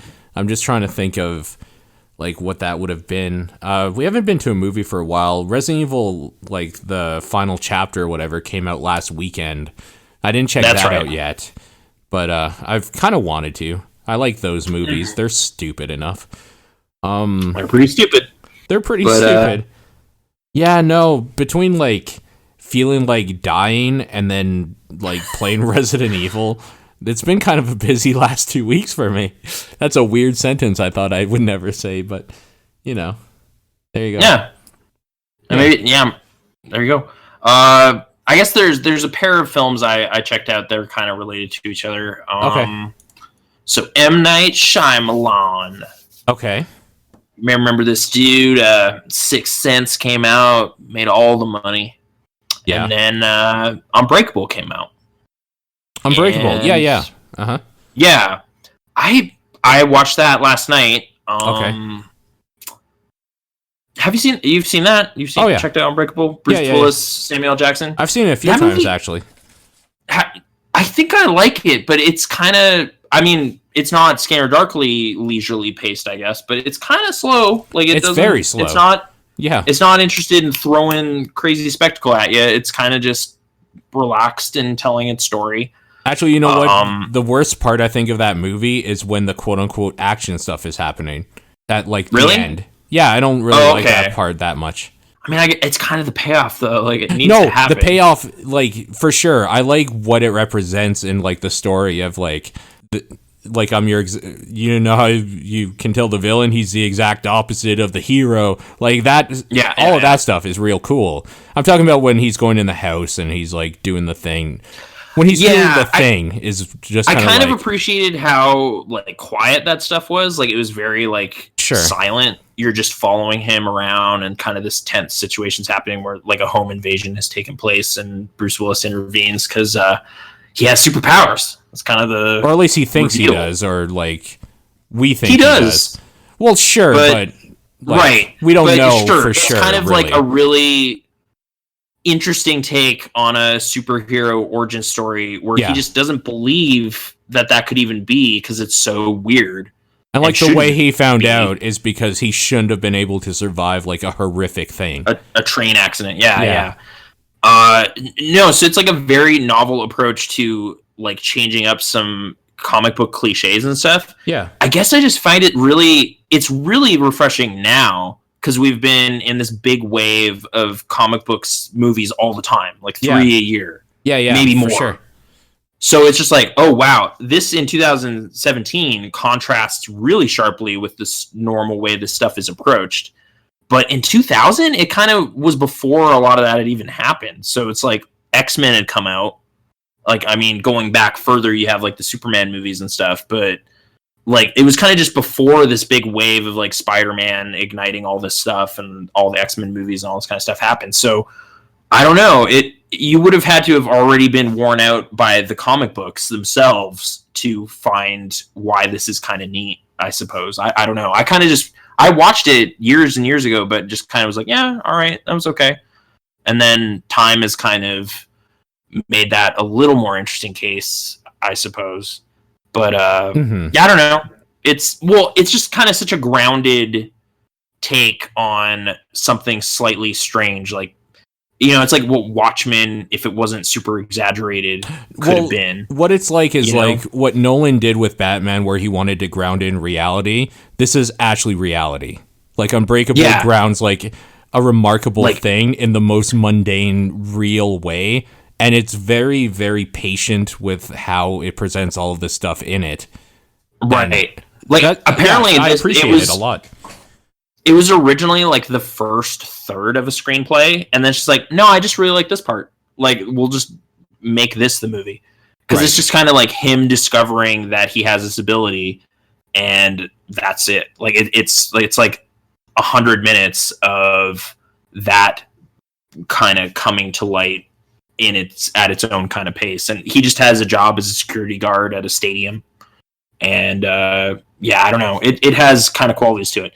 So the reason I watched it this week is maybe perhaps a bit of a spoiler thing. Okay. But so his new movie came out, Split. Yeah. I'm not interested at all in it, but I don't really know what it is either. So. Okay. Split is. Wait. First of all, knowing who this guy is, not knowing this movie, does that work in my favor? Like, is it good enough that I should just go see it and like be surprised with what Shyamalan decides to show me? I don't know. There was a thing that made me smile, and I was like, "Oh, cool! All right, I like that." Okay. It was kind of one thing. Okay. I will say it was one thing. But I felt like the thing with this movie is it also has kind of like the pacing. It's very like gradual in what happens, and but it's kind of framed as like a more of like a horror movie. Like it's Blumhouse got involved in producing it and stuff. Like the trailers and stuff were more just like, oh, a crazy dude abducted some girls and has them locked up in a room, and something crazy is going to happen. Come check it out. But critics responded to it quite well, and my friend Ryan quite liked it. And I don't dislike James McAvoy, so I was, okay, we'll check it out. But I don't know. It was kind of just like a lot of setup, and then the thing happens, and I kind of shrugged at the thing because it didn't really go that crazy with what I was imagining it would do. Like there's kind of some dialogue just like, oh man, once his 24th identity is unleashed, it's going to be so crazy. Like he's going to like mutate. It's going to be fucked up. And then it's like, nah, it's a little weird, but it's not that weird. Like there wasn't spectacle for you there. The thing after the thing was the thing I smiled at. There's like a little tag for you at the very end of the movie. And I don't know if I want to tell you what it is because it's kind of the thing. I have an idea. But it's a smile-inducing thing. I kind of don't care, but okay. let's talk about it off air. Like, just tell me what it is off air. But, like, you can still keep talking. Yeah, but I don't know. I liked some elements of the movie, but I guess the thing that kind of ruined it for me, it was just the only character I found, like, compelling is the villain.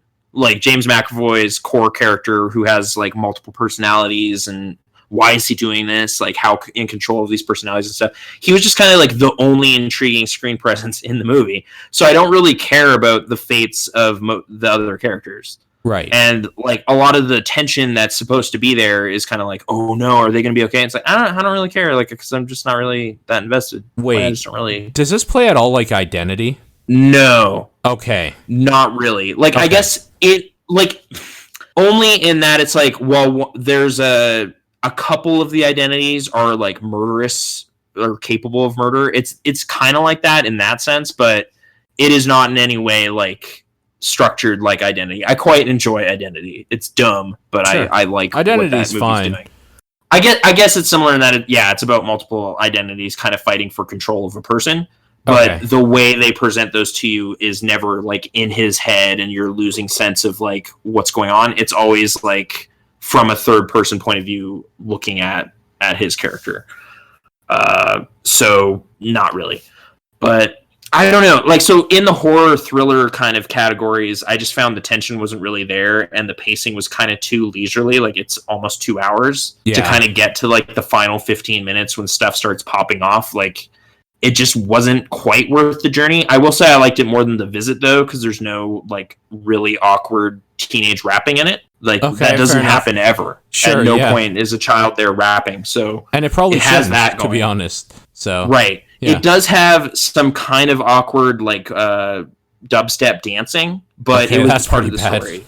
Yeah. All right. So I was okay with that. Okay. Really, like, it's like every now and then there's just a line or like a thing someone says that it's just like, man, I like M. Night Shyamalan just keeps trying to like capture how the kids talk or something, and he just doesn't know.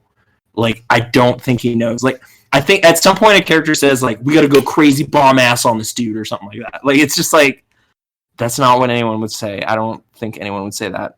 But okay, like, or there's like a line about hot dogs in The Happening that just doesn't sound like anything anyone would ever say. But The Happening has its own problems. Yeah.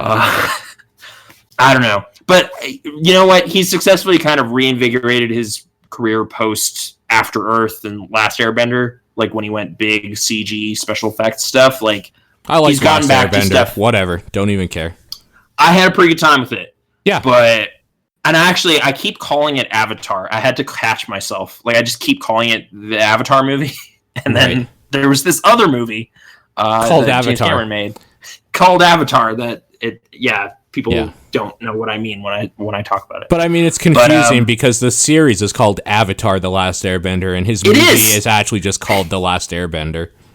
But I got super used to Avatar existing for sure. as the Last Airbender series. No, for sure. Yeah, because the movie. I really, Avatar. really like Avatar: The Last Airbender and watched like the whole thing a few times. Like, I really like that series. So yeah, no, I'm with you. That movie is the Avatar movie, and people that think that James Cameron one are dumb. They just don't understand. Yeah, like it predates it, man. That's Pocahontas. Oh yeah, you're right. Yeah, it's also Fern Gully. Wolves. Yeah, or Last Samurai or whatever. It's all like of those. every fucking movie ever. Yeah. Yeah. Yeah. But yeah, he's gotten back to kind of like his more smaller focused core strengths of just kind of tension and stuff for the most part. But I don't think he's quite got the recipe 100% on this one. I left kind of disappointed, but really jazzed about like the final 48 seconds or something. So I can't really, yeah. I'm probably going to watch it like the way, okay, this is a weird thing, right? Is that Unbreakable I didn't see in theaters, and I didn't have it spoiled for me for years until I saw it just randomly one day, not even on Netflix, on like TV or something. So like, but the reason why it was unspoiled for me was because The Sixth Sense was so much bigger that people just talk about that when they talked about Shyamalan for the longest time. It's just like, oh man, Bruce Willis is dead. And that one I did see in theaters. So like that one I didn't care about people spoiling or whatever because I had seen it. But like, yeah, I'm probably going to watch this the same way. Like in a few years when it's on Netflix, I'll just be like, yeah, okay, I'll throw this on and then watch it that way. And I think that's probably sounds like the way to do it. Okay. I can like once we're off air, I can spoil one thing for you, but I won't spoil the icing on the cake. Oh no, it's I don't. A fun thing. It doesn't matter either way because I'll totally forget it by the time I watch it. I don't know if you will, but okay. Okay. Yeah, I don't know. I guess won't elaborate. Don't want to be too teasy about it. Sure. But man, okay. If I'm gonna go back like a little further in chronology, I just want to acknowledge it before it's like totally irrelevant. I did see the new Martin Scorsese movie, Silence. I don't even know what this is. I didn't know this existed. Yeah. So it's been kind of a passion project of his. It's probably like you could call it the third in his kind of trilogy of more religious focused movies. So like Last Temptation of Christ, Kundun, and now this. Silence. It's pretty. I found it pretty engaging. It's about Jesuit monks. Adam Driver and Andrew Garfield is the main character. They are going to Japan in search of Liam Neeson's character, who has disappeared some years ago, trying to bring Christianity to the people of Japan, or well, Catholicism, I suppose. But you know, same basic bag of stuff.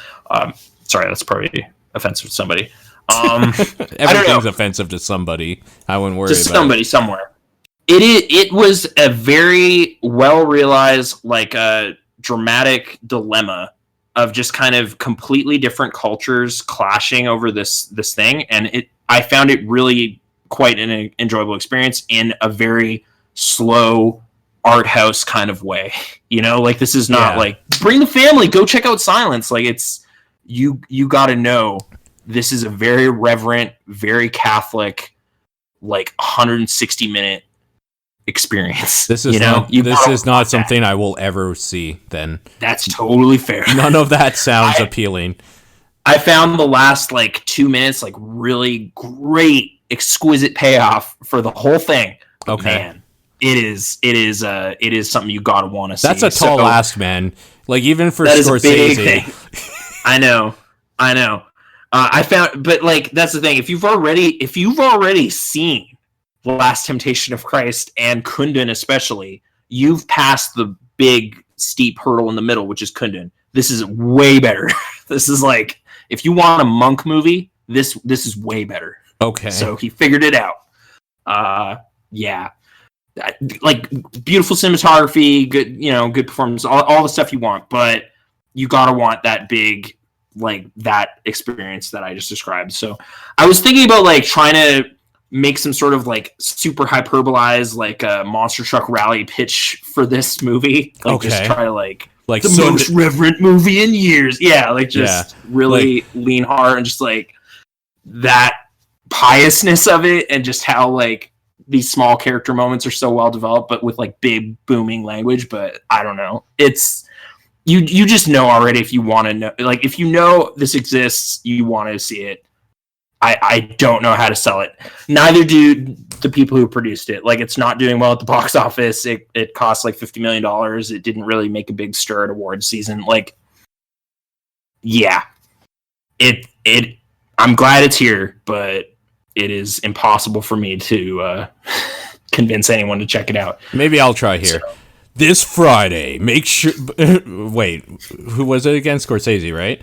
Okay. Yeah, don't miss Martin Scorsese's 30-year passion project. Like, just kind of... This Friday, from the mind who brought you Goodfellas, The Aviator, and Shutter Island, follow a reverent journey through Japan of Jesuit monks, or whatever the fuck. It's Adam Driver and Andrew Garfield, Kylo Ren and Spider-Man. Yeah. You're gonna rescue Qui-Gon Jinn. Like, yeah, that sounds dope, actually. Yeah. Yeah, it's something, man. But you gotta want it. So that's okay. Last thing, I have this little like I don't know how to. Okay. Yeah.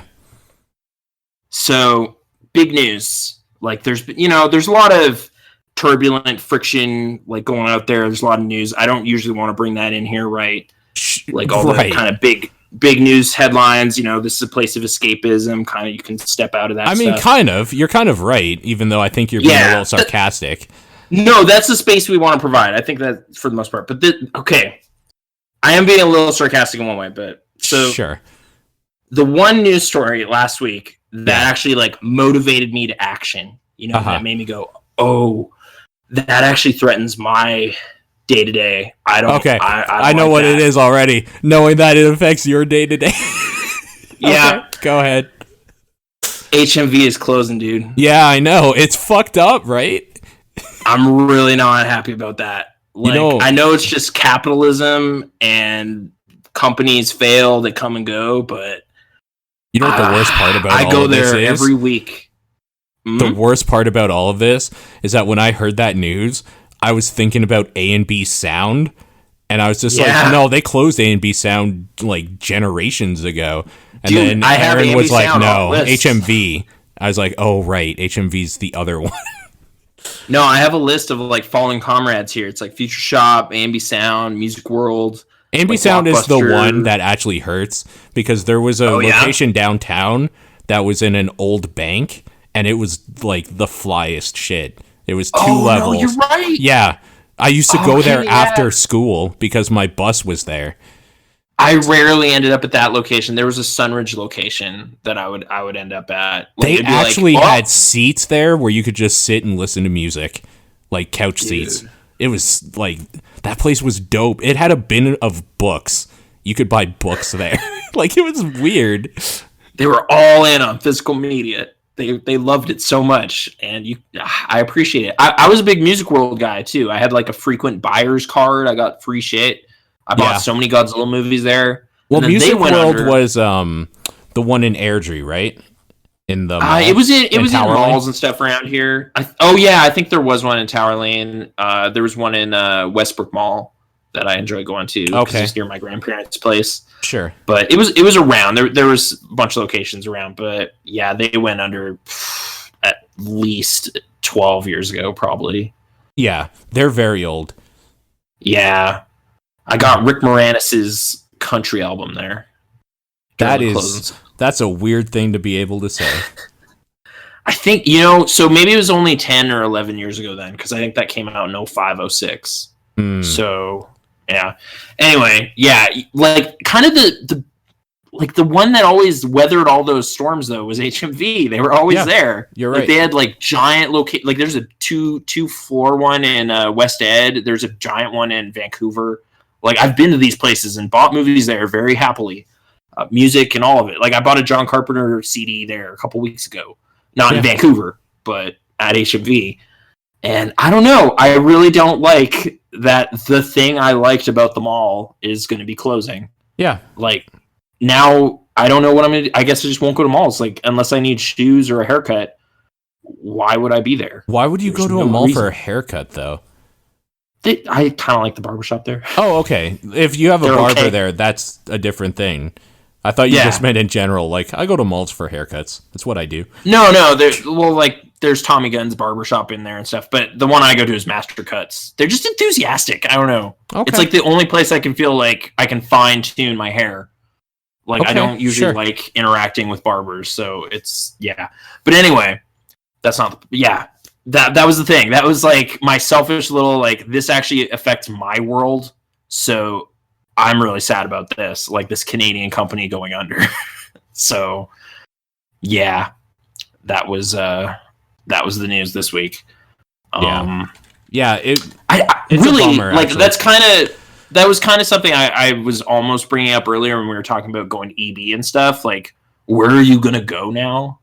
Is kind of the like it's just Amazon now or just Walmart? No, I don't actually order much at all. I like going into a store and walking out with something if I'm spending money. Yeah.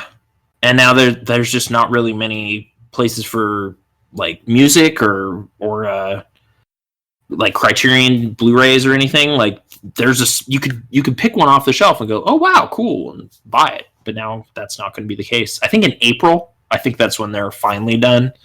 So the clearance sale has started, but it's only like 10-20% off right now, but I don't know. It was it's good. It's just that's going to be yet another thing on this pile of things from yesterday that I enjoyed doing. I don't know. Not thrilled about it. So downbeat little note for you, but not as downbeat as it could be because the shit going on outside of the world of entertainment. Hoo-wee. Yeah, nothing's happening. Yeah, there's nothing going on. Nothing going on out there. Yeah. All quiet on the Western Front. Thank God. Yeah. Thank God that there's nothing bad going on, especially with a clown in the presidency. Whoa, hey. Yeah, okay. Good thing there's nothing bad going on. Nothing bad. Yeah. Could have been worse. Anyway, depending who you are, nope. Yeah. That's right. But anyway, let's bring it back. So, like, rad video games, rad TV shows, that's the stuff to take away. Video games are rad. I'm actually kind of surprised that you spent a lot of time watching Rick and Morty for some reason. Just a lot of time. Just kind of weird to me how much time you spent doing that. That's fine. I used to do that like with Simpsons and stuff, especially Simpsons and early Futurama. I used to just rewatch stuff a lot, like just till I have all the quotes, like just memorize all that stuff. First 9 seasons or something. So this is in that kind of category of being really rewatchable in that way. I dig it. So check that out. Cool. Rick and Morty. Check out Rick and Morty, Biohazard 7. Yeah. Rick and Morty Biohazard 7 is the full title. That's the full title. Yep. Maybe Community. There's, some seasons are on Netflix, but not all of them, which is kind of weird. But yeah, that is weird. Some solid stuff. Like 1 through 3, I think, are on there, and then Well, sorry, 1 through 4 is on there, but I don't really care about 4 because it's the one Dan Harmon wasn't on, and it was kind of bad. Oh, I don't know if you've been reading Discord recently, but I got told again by another person to watch BoJack, essentially. Okay. I've been kind of going through some BoJack, too. I'm about 7-8 episodes in season 2. I really don't know if you'll like it or not. Right. Like, it has a quality to it too, but it's not the same kind of fervor I have for something like Rick and Morty. Like Rick and Morty, it's like, man, run that again. That was great. This is like, yeah, I'll watch like 1 or 2 in a week or so, maybe. Like I can't, and I haven't rewatched any ever. Like it's just, I feel I'm just going to go through that series one time, have a decent time, and move on. I was told that if I wanted to, I could just read a synopsis of what happens for the first 8 episodes and then start at like episode 9. Oh, okay. Is that true? I'm trying to remember, like, there was definitely a few gags and a couple moments I enjoyed in, like, episodes 4 and 5 of season 1. Okay. But I guess its story starts coming together more so. Later on. Like, and season 2 has definitely been a lot more, like, cohesive in that way. Like, you know, payoffs for stuff and a lot of more character. Like, and plus you just get more familiar with the cast, so stuff is just more meaningful because you know them. Okay. It kind of is able to get that kind of stuff going. Princess Carolyn's kind of great. She is an agent. She's also a cat. So just a cat with a Bluetooth headset dealing with like the big crazy world of Hollywood. Something about that is amusing to me. I don't know. It's like, it just has this extra little weird surreal quality to it with like a bunch of the characters being animals. It gains something there. It might be really like kind of capitalized. I think I've said it, but it's kind of capitalizing on the kind of groundwork laid in my head when I was like 4 years old, enjoying Richard Scarry books, you know? Yeah. Yeah. So just like, Detective Meowingtons is going to solve this case. And it's like, that's just great. Like there's a cat and he's a cop. That's inherently great. Yeah. So I'm into it. That's actually making me want to see it. So yeah, it has qualities like that. So some of the specifics of some of the stuff, like I really didn't like that first episode. Like that was a tough sit for when I first tried to get into the show, but it started to work out. That's good to hear. Yeah. I don't know if I did watch a Friendship is Magic episode. Okay. And it was like the weirdest fan servicey episode ever. It was like all the minor characters that have been in the background that the fandom really likes got speaking roles and were like in the episode, and it was about them. And it was really weird. So you got super mad about it. No, like I was kind of like, wow, this is like really pandering, but it's kind of thought out, so it's kind of neat. I wonder how like the community felt about it. It's like, oh, it's one of the highest rated episodes of the season on IMDb. Okay, they fell for it. Like they got into it. Of course.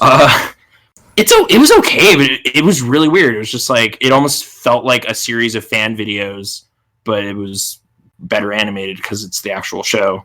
It was weird. It's called Slice of Life. It's in season 5. Okay. Yeah, I don't know. Huh. Yeah. There's like maybe 30 or 40 episodes of that show I haven't watched yet. Like the sort of like Futurama. It's like the later stuff I haven't checked out yet. So yeah, filling in on stuff I used to be way into. Futurama, newer stuff, or like how it wrapped up. I don't know, because don't I have to watch movies too? Technically, isn't there like 3 movies or something as well? There's 4 movies that kind of bridged. Yeah, fuck that. Fuck that. I don't really think anything like super substantial necessarily happens in those. I mean, I'm sure nothing substantial really does, but what? Yeah, I don't know. It kind of keeps playing the like will they, won't they, Leela and Fry card for some reason, and that bugs me because of the episode where like Fry does the like star thing, but like nobody, or he doesn't like let it. He's the only one that knows where he like writes the message to Leela and the stars. Oh, yep. That happened. It's the worst. It's fucking heartbreaking. I hate it. Oh. It's like, I moved the stars to message her, and then it all gets reset, and then it's like, I fucking hate it. It's the worst. I hate shit like that. They love doing stuff like that. I hate that shit. I hate it. They do some stuff like that. Yeah. Yeah. They're also just at some point they do seem very like not sure if they're going to be canceled or not. So there's like a lot of like finale feeling episodes where it's like, oh, okay, like this must have been the end of season 7, or 6 rather. So they're kind of like, I don't know. Hopefully we'll be back, but if we're not, this will be a sort of dramatically okay place to leave things in the meantime. Right. Yeah. Oh, we're back. Okay, and then it'll like be season 7 and 8 with like 26 more. I'm calling it season 7 and 8, but I think it's volume 7 and 8, and it was one big season split. Volume. It's annoying. Yeah. Fuck. Come on. Yeah. There was an episode with Neanderthals, and I just like cavemen. I just like clubs and stuff. So there was an episode that made that happen that I watched yesterday. It's okay. But okay, I'm going to stop rambling now. Thanks for joining us on this Pixel Response experience. It's been good. Yeah. Yeah. And hey, if you want to check out Silence, man, it's got the monk business you want. Friday. Movie Monks endorses. Movie Monks. Jesuit monks. Yeah, exactly. Man, what if we brought Movie Monks back, but we only talked about movies with monks in them? Like, that's There'd why... be like 2 episodes. Yeah. Okay. How many movies have monks in them? Does 7 Years in Tibet have monks? Anything in Tibet, I think we could get away with. You could presume there's monks in there, but can we count, like, just a convent? Like, what about nuns? They're just, like, female monks. You're right. Can you comment on that? Yeah. It's like Black Narcissus is a great movie, but am I allowed to talk about it? Because it's not exactly monks. But there is this old dude that like meditates on his own. You could call him a monk, maybe. I'm gonna Google Tibet movies, and I bet we could just... He's really more of a guru, so... Right. The Cup. I don't know what the fuck this movie is. It came out in 1999. And the original title is Forpa. Okay. While the Soccer World Cup is being played in France, 2 young Tibetan refugees arrive at a monastery. See? Monks? Yeah. Boarding school in exile in India. Its atmosphere of serene contemplation is somewhat... Let me see full summary here by clicking this link. Oh, no. Somewhat disrupted by soccer fever, the chief investigator being a young student, the soccer enthusiast, Orgien. Prevented by various circumstances from seeing the cup finals on television nearby village, Orgien sets to organize the rental of a TV set for the monastery. This sounds dope. The Enterprise. Okay. The Enterprise becomes a test of solidarity, resourcefulness, and friendship for the students, while the Lama, head of the monastery, contemplates the challenges of teaching the word of Buddha in a rapidly changing world. This sounds like a weird comedy caper where like the kids that are monks and in a monastery want to watch the soccer game, so they have to find a way to get a TV in while the like Dalai Lama tries to stop them from enjoying the pastime or something. This sounds really dumb. I'm kind of into the idea of it. I'm just thinking like now I finally have an excuse to watch Bulletproof Monk. Bulletproof Monk. I never watched it. So I can watch it now. We could have a special episode. And then we could watch Bulletproof with Adam Sandler and Damon Wayans. That doesn't fit the criteria. No, but it's the next thing under... It's like Bullet Barrel or something. Like right. It's a different podcast. Okay, so what we have to do is watch Bulletproof Monk, talk about it. One of us will watch Bulletproof, the other one will watch all the seasons of the show Monk. And then we'll describe how they could be put together to make Bulletproof Monk the movie. There you go. That's our gimmick podcast for this year. That sounds like an April Fool's Day gag or something. Like, it's just so dumb and out there. There's a lot of Monk that I don't want to watch, though. So, I've never seen Monk. I'm sure it's reasonably entertaining, but...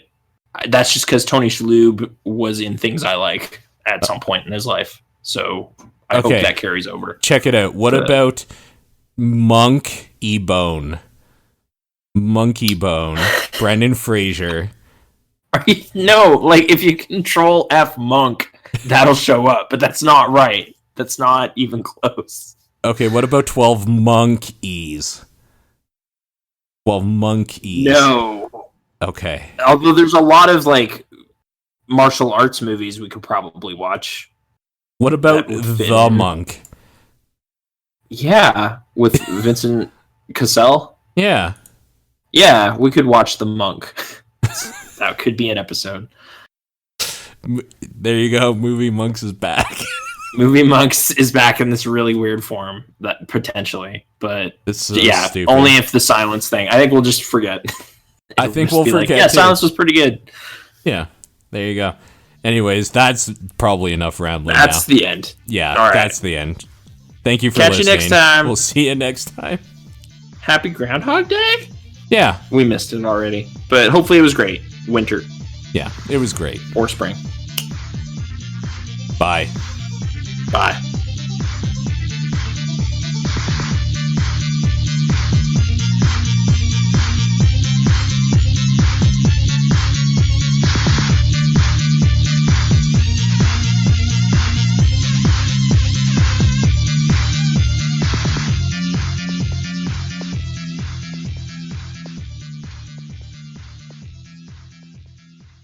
Yeah, I watched The Arrival, or Arrival, I guess is what it's technically called. That movie. Right, not The Arrival, the really rad Charlie Sheen movie. I mean, I own that movie on Blu-ray. Me too, dude. It's a Half-Life movie. It's great. It is the Half-Life movie. It's kind of boring, though, to be honest, but it's fine. You know what? I don't think it's nearly as boring as the new Arrival. As the new Arrival? See, I didn't think the new Arrival was really boring. I'll tell you my problem with it. Is that the stuff that they do with, like, the linguistics and, like, them learning the new language and all that stuff is so inherently awesome and interesting to me as an idea that when they went to, like, the standard tropey humanity's going to wipe itself out because of paranoia thing, I lost immediate interest and wanted to leave. Like, I wanted it to be over. I was like, done. just like, oh no, this general in China is going to blow up everything. I was done. We gotta trust each other. It's like, so they were doing a cool thing, but because this is Hollywood and they want to sell people on, like, their ideas or whatever, we're just gonna do this thing that every other movie with aliens does, where humanity can't be trusted with, like, what we're being given, and we're going to probably get ourselves killed or, like, kill the thing that's helping us. It's just a stupid trope that I fucking hate, and it made me actively dislike most of that movie. Okay.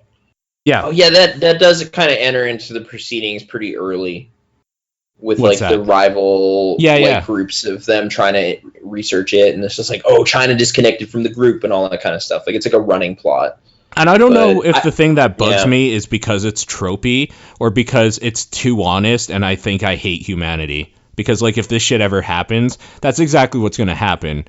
Is that, like, nobody's going to work together to do the thing to, like, become awesome.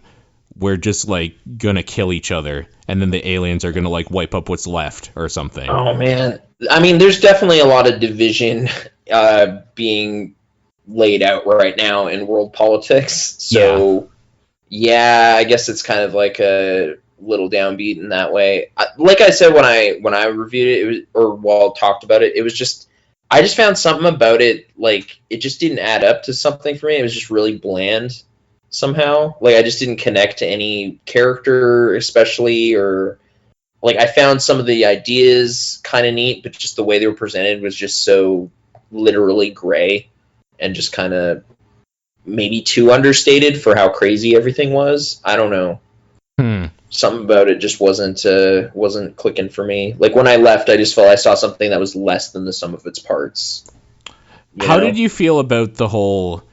You know what? I'm just gonna say right now, like, spoilers or whatever. The time thing, like the non-linear presentation. Yeah.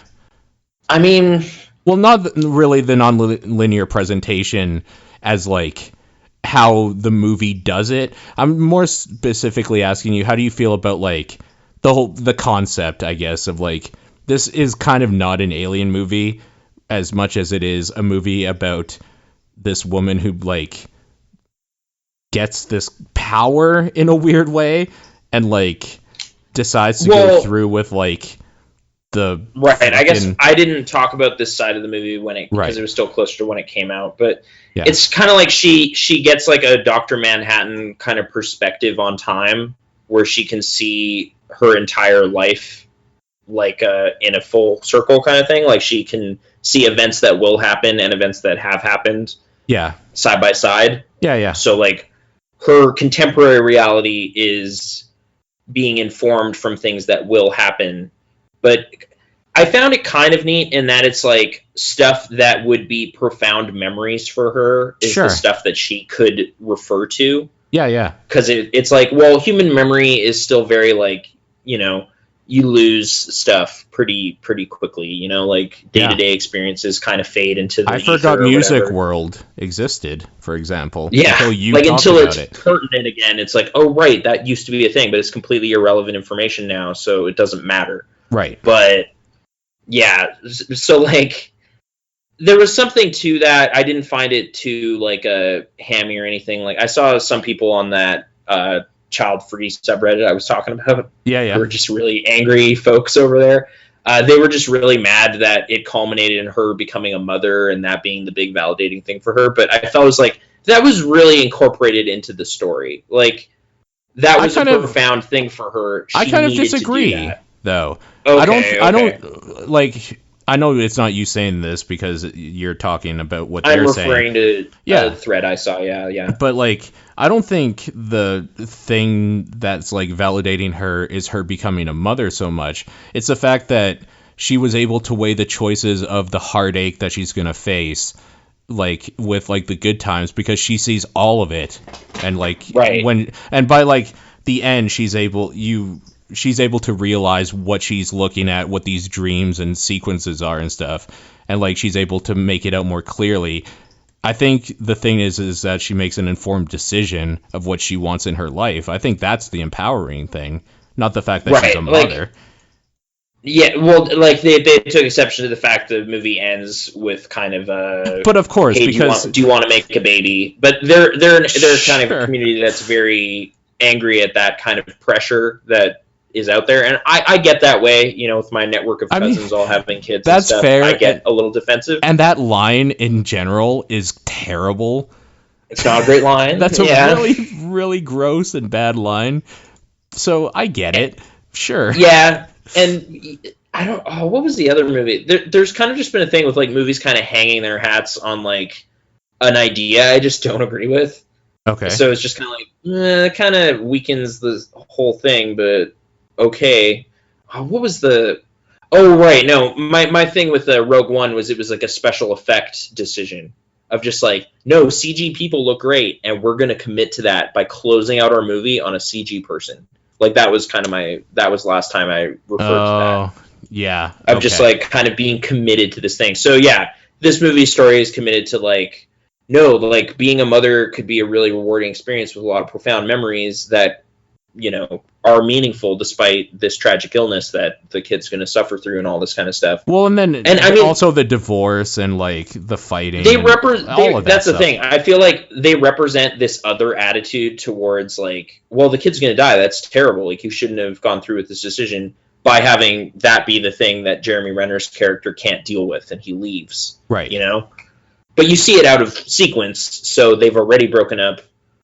But yeah, I don't know. Yeah. No, like I thought that stuff was okay. Yeah.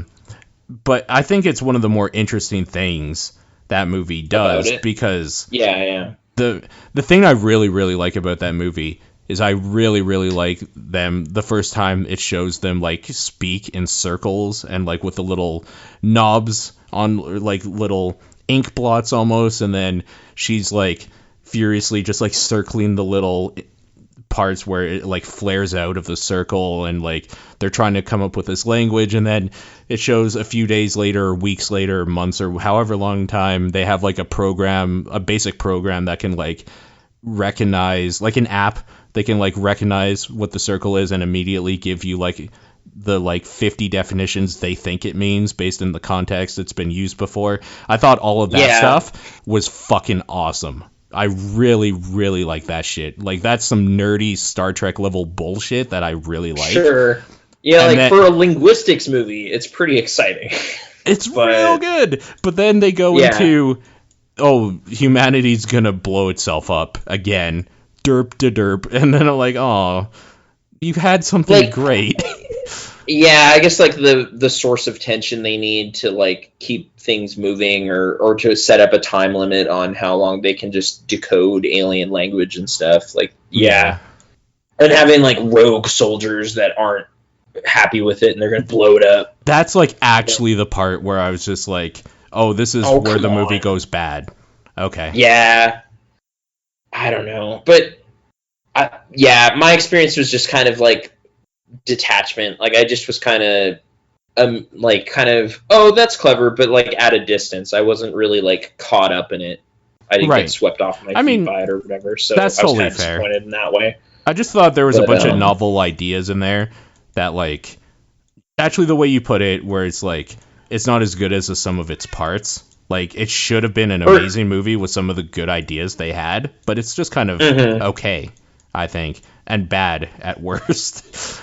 And I think when I was first trying to talk about it, it was like I couldn't really highlight one specific part of the execution that I felt was like off. It just didn't add up in the same way. Like I was trying to say. So it's like, the special effects looked fine, and like the acting was on point, and like the way they have the language, it is interesting and kind of thought provoking, and the structure of it plays into the story. But I don't know. It didn't all like click into place for me quite right, so I left kind of scratching my head at the fervor for it. Like it's nominated for like best picture and director and stuff now, and it's just like, okay, I don't know. Like, I like you guys really like it, but when I saw it, it was after that fervor was gone, obviously, and stuff. So luckily, I didn't have to see it with like people telling me how great it was anymore.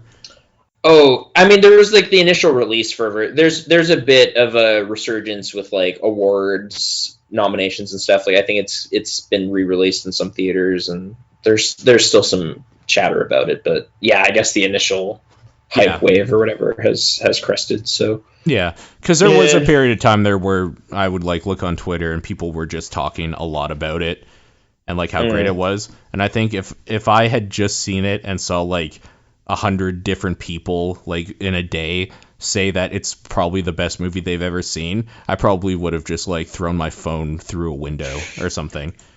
I feel like that's kind of like people say that about Interstellar also, and I just don't know. I thought Interstellar was cool. It was but okay. I like walked out of it kind of just like, wow, that was kind of disappointing, and then it was like, no, what are you talking about? That was amazing. It was like, okay, we can't talk to each other. Like really? I just had to you thought it was disappointing? Yeah, I was kind of like, oh, that was kind of overlong, and like Anne Hathaway was just kind of meh. Like I just kind of wasn't. And really, the thing I kept highlighting at the time was just like, yeah, that was probably the worst score I've ever heard. Like it just kind of drowned out scenes. That's not how you make a movie. I remember the specific scene with Michael Caine on his deathbed and just being frustrated. Like, absolutely frustrated. Like, that moment for me was such a movie sin. I was just like, well, that was a failure. And it's like, no, what are you talking about? For sure. And, okay, I guess just, it was coming to mind when you were talking about China and stuff. I felt like that movie's China dilemma was Casey Affleck's gonna beat your ass with a crowbar. You're right. Like it was just like, what is the time pressure here? Like, just tell your brother, I think our dad is still alive and caught between dimensions and is trying to communicate with me. This could save humanity. But he was just pissed off, and it was like, oh shit, I gotta go, but I gotta write this down and figure this out right now, or else everything's gonna fail. And it's like, this is an artificial dilemma. Like, just right. Relax. Or just like grab that crowbar and beat him over the head. Yeah, you can do it, Jessica Chastain. Like just don't take that Affleck shit. Just kick him out. You know? Lock your door, whatever. Like it just felt so constructed in this way that was like, you don't need this. Like you don't need this source of tension. The crazy thing happening right now is he is in this like weird, like dimensional, like I don't know what you'd call it. Like it's just. there's hundreds of iterations of like the same stuff going on. Like there's this crazy web of shelves, and he's trying to find the right one and communicate through Morse code. Like there's interesting things happening. You don't need this one extra ingredient. So I don't know. That movie. I only watched it the one time. I liked things about it, but I went in just kind of expecting to be blown away, and I felt I wasn't, but the world was. And I'm just kind of like, it's a thing like Christopher Nolan just has this power right now where it's just everyone's like, wow, that was one of the greatest movies ever made. It's like, was it? Was it really? See, I wasn't expecting to be blown away. I wasn't actually expecting a goddamn thing, and what I got was an okay movie. I was like, yeah, that was okay. It was an okay movie. Matthew McConaughey was an astronaut. But like, you know what? You're right. There was a fervor for it where I was just like, I don't understand why you're so hyped. What experience you had? Like you seem to like see the face of God, or you just like knew the universe when you watched this movie, and it's just like it was okay. It was weird. It was alright. Because like when I left that movie, I didn't actually even think about that movie again until like a couple days later. Somebody was saying it's like their best movie ever made. And I was like, oh right, I did see that one. Yeah, it was fine. I don't know. Which is such a contrast. Like that coming down from like a 10 to like a 7 is huge. Like it's coming down even from like a 10 to an 8. Honestly, is huge. Yeah. It's like you're right. No, it's pretty solid, but it wasn't like transcendently. No. I don't know. No, definitely not. People just having that. I don't like the new Nolan movie. Like the trailers are starting to come out. Dunkirk. Yeah. And I'm just kind of like, are people finally going to just be like, yeah, that was kind of okay? Or is it going to be like, no, dude, it's top 30 on IMDb. It's the top 30 on IMDb. It's just going to be one of the new like classics for people. And it's like, the trailer looked kind of boring to me. Like it was just like British people, World War II, boats, and like, I don't know. Mark Rylance is going to be driving a boat, and Tom Hardy's going to be flying a plane, and World War II stuff's going to happen for like 2.5 hours, and then we're going to call it a day. That'll be it. Then we're gonna call it a day. Open our phones and go 10. And I don't know why you do that last part. Like, yeah, that's what people are gonna do though. I'm gonna scratch my head. I don't know if I'm gonna go see it right away. Like, I'm not intrigued. So, Nolan, I don't know. I don't like it. Why do people like him so much, Paul? What's going on? He's done okay stuff. Come on. Yeah, like The Prestige was 11 years ago. The Prestige was real good, though. But it was so long ago. I don't get it. It was I think he's been resting on his laurels a little bit for a while. Where he was it Heath Ledger just like supernovaed him by dying at the right time or something? Like, what happened? Maybe. Is Dark Knight that good? I really liked Batman Begins when that came out. I was super into that. Yeah, Liam Neeson. Like, there's arguably monks in that too. You know, they're like assassin monks. It's not even arguably. There literally are monks in that are assassin monks. That's 100% a thing. Yeah, and was it Tom Wilkinson or who plays the gangster guy? Falcone. There's some good stuff in there. Yeah, there's some Yeah, there's Scarecrow. Is in that one. Yeah. Cillian Murphy or Chillian or however you say his name. Yeah. Michael Caine. Michael Caine as Alfred is pretty good. Mm-hmm. I'm Michael Caine. That's my Michael Caine. It's pretty good. Thanks. But yeah. I guess just might as well throw it back into Gravity some stuff. What? Were you going to talk about Gravity? Because Gravity always seems to come up when you talk about Interstellar for some reason. Oh, weird. It's like, no, that doesn't have anything to do with Nolan, so we'll Nolan. Okay, yeah, let's keep it Nolan. Yeah. Well, so I think Dan Harmon has a bit of a like chip on his shoulder about Inception. Like, he just doesn't like it that much. Okay. And it kind of came up in a Harmontown episode, but there's a Rick and Morty episode that kind of uses elements of Inception in the story, but also kind of calls out Inception as being stupid while doing stuff. I thought Inception was okay.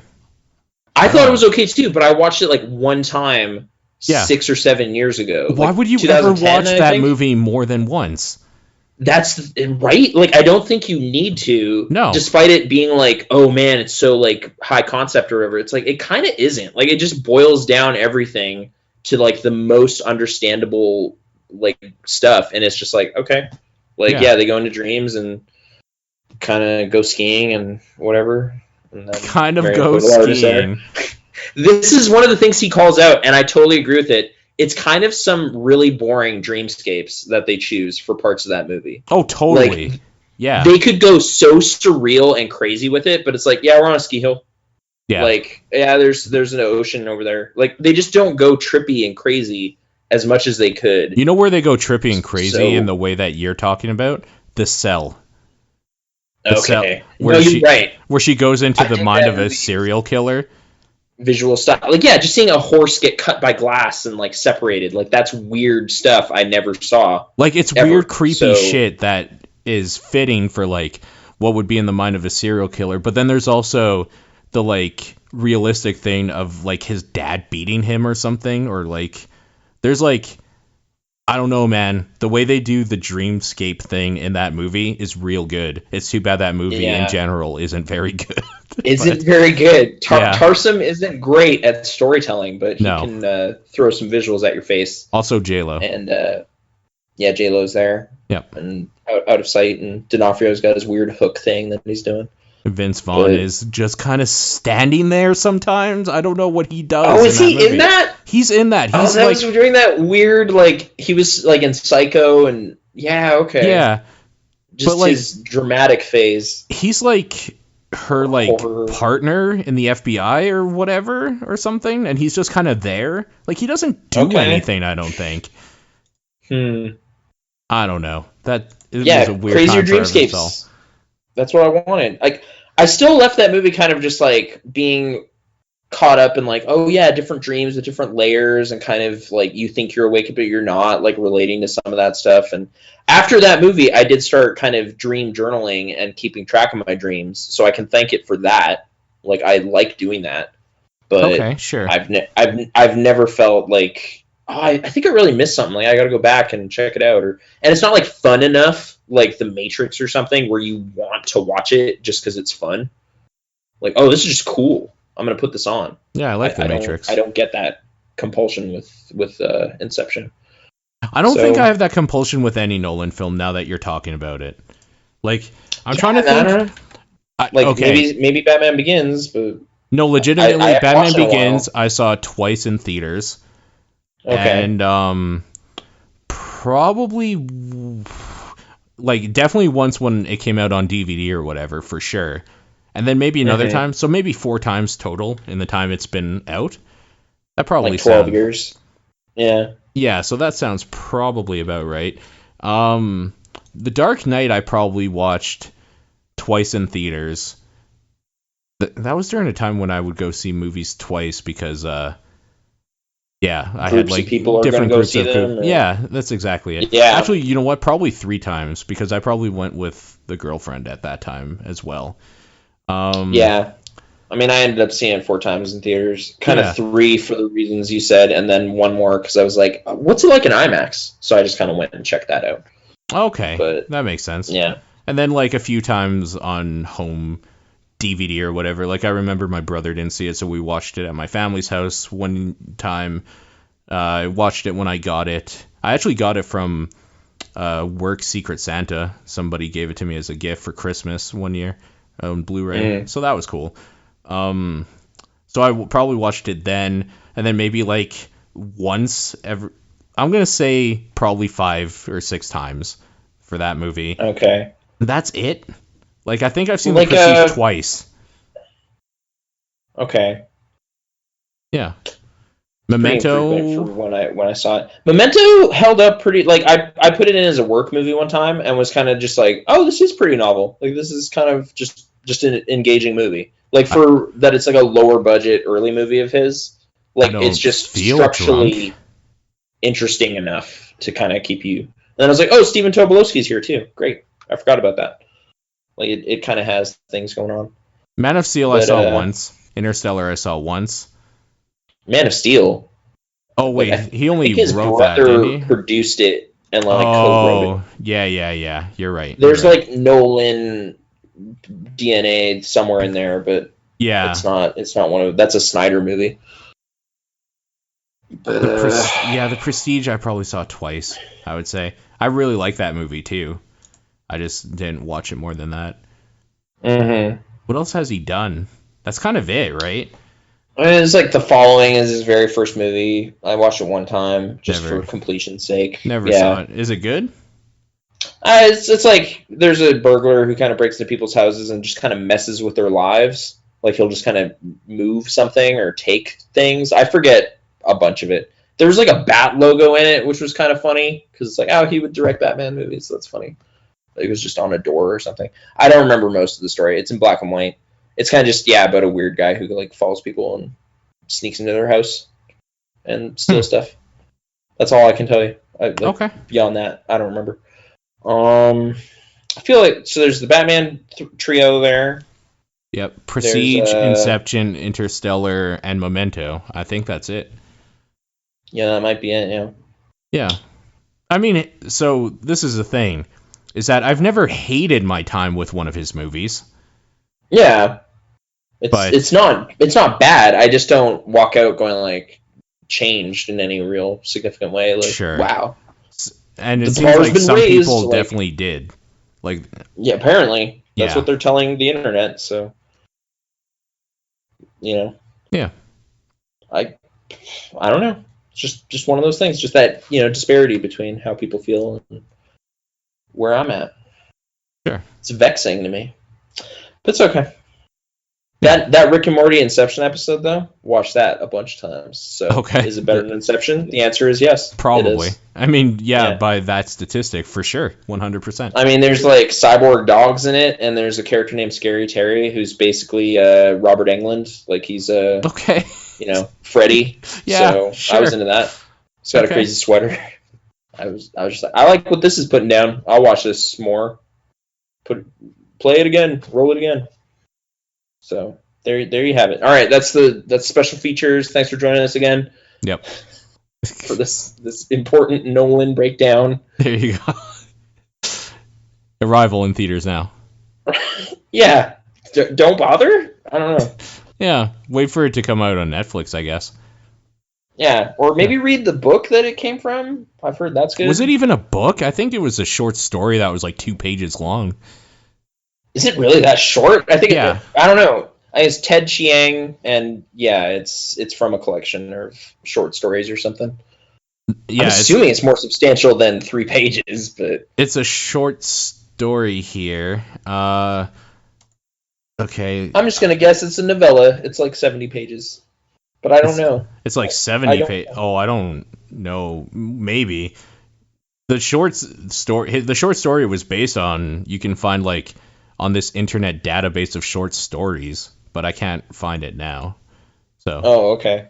Whatever. But it doesn't matter. There's some literary origin for this. Is it as good as Do Androids Dream of Electric Sheep? I don't know. Maybe. Find out. Yeah. At your local library. There you go. Get a library card. What's that song? Yeah, it's like having fun. Is it hard? Or it's not hard when you have a library card. Yeah, that's it. What if I Google library song? And I say, hey, what a wonderful kind of day. Oh, you're right. It was from Arthur, wasn't it? I swear there's a library song in Arthur, yeah. You're totally right. Okay, what do we got here? Oh, come on, just give me the lyrics. Don't give me a YouTube video. I'm not going to watch your fucking YouTube video. Fuck that shit. Do they have the lyrics in the description? Oh my god. Okay, it started playing like really loud in my headset, so I don't know if that's going to come through in the recording. I apologize if it did. Having fun isn't hard when you got a library card. Come on inside, we got everything you need. There's plenty to do, or you can sit and read. This book explains how to make paper planes. This contour map can show you mountain range terrains. Why didn't you just leave at mountain range? Mountain range terrains? Why didn't they do the double rhyme? Somebody got too big for their britches, man. Yeah. Fly to the moon, explore the ocean floor, find out which one's the tiller, which one is the oar.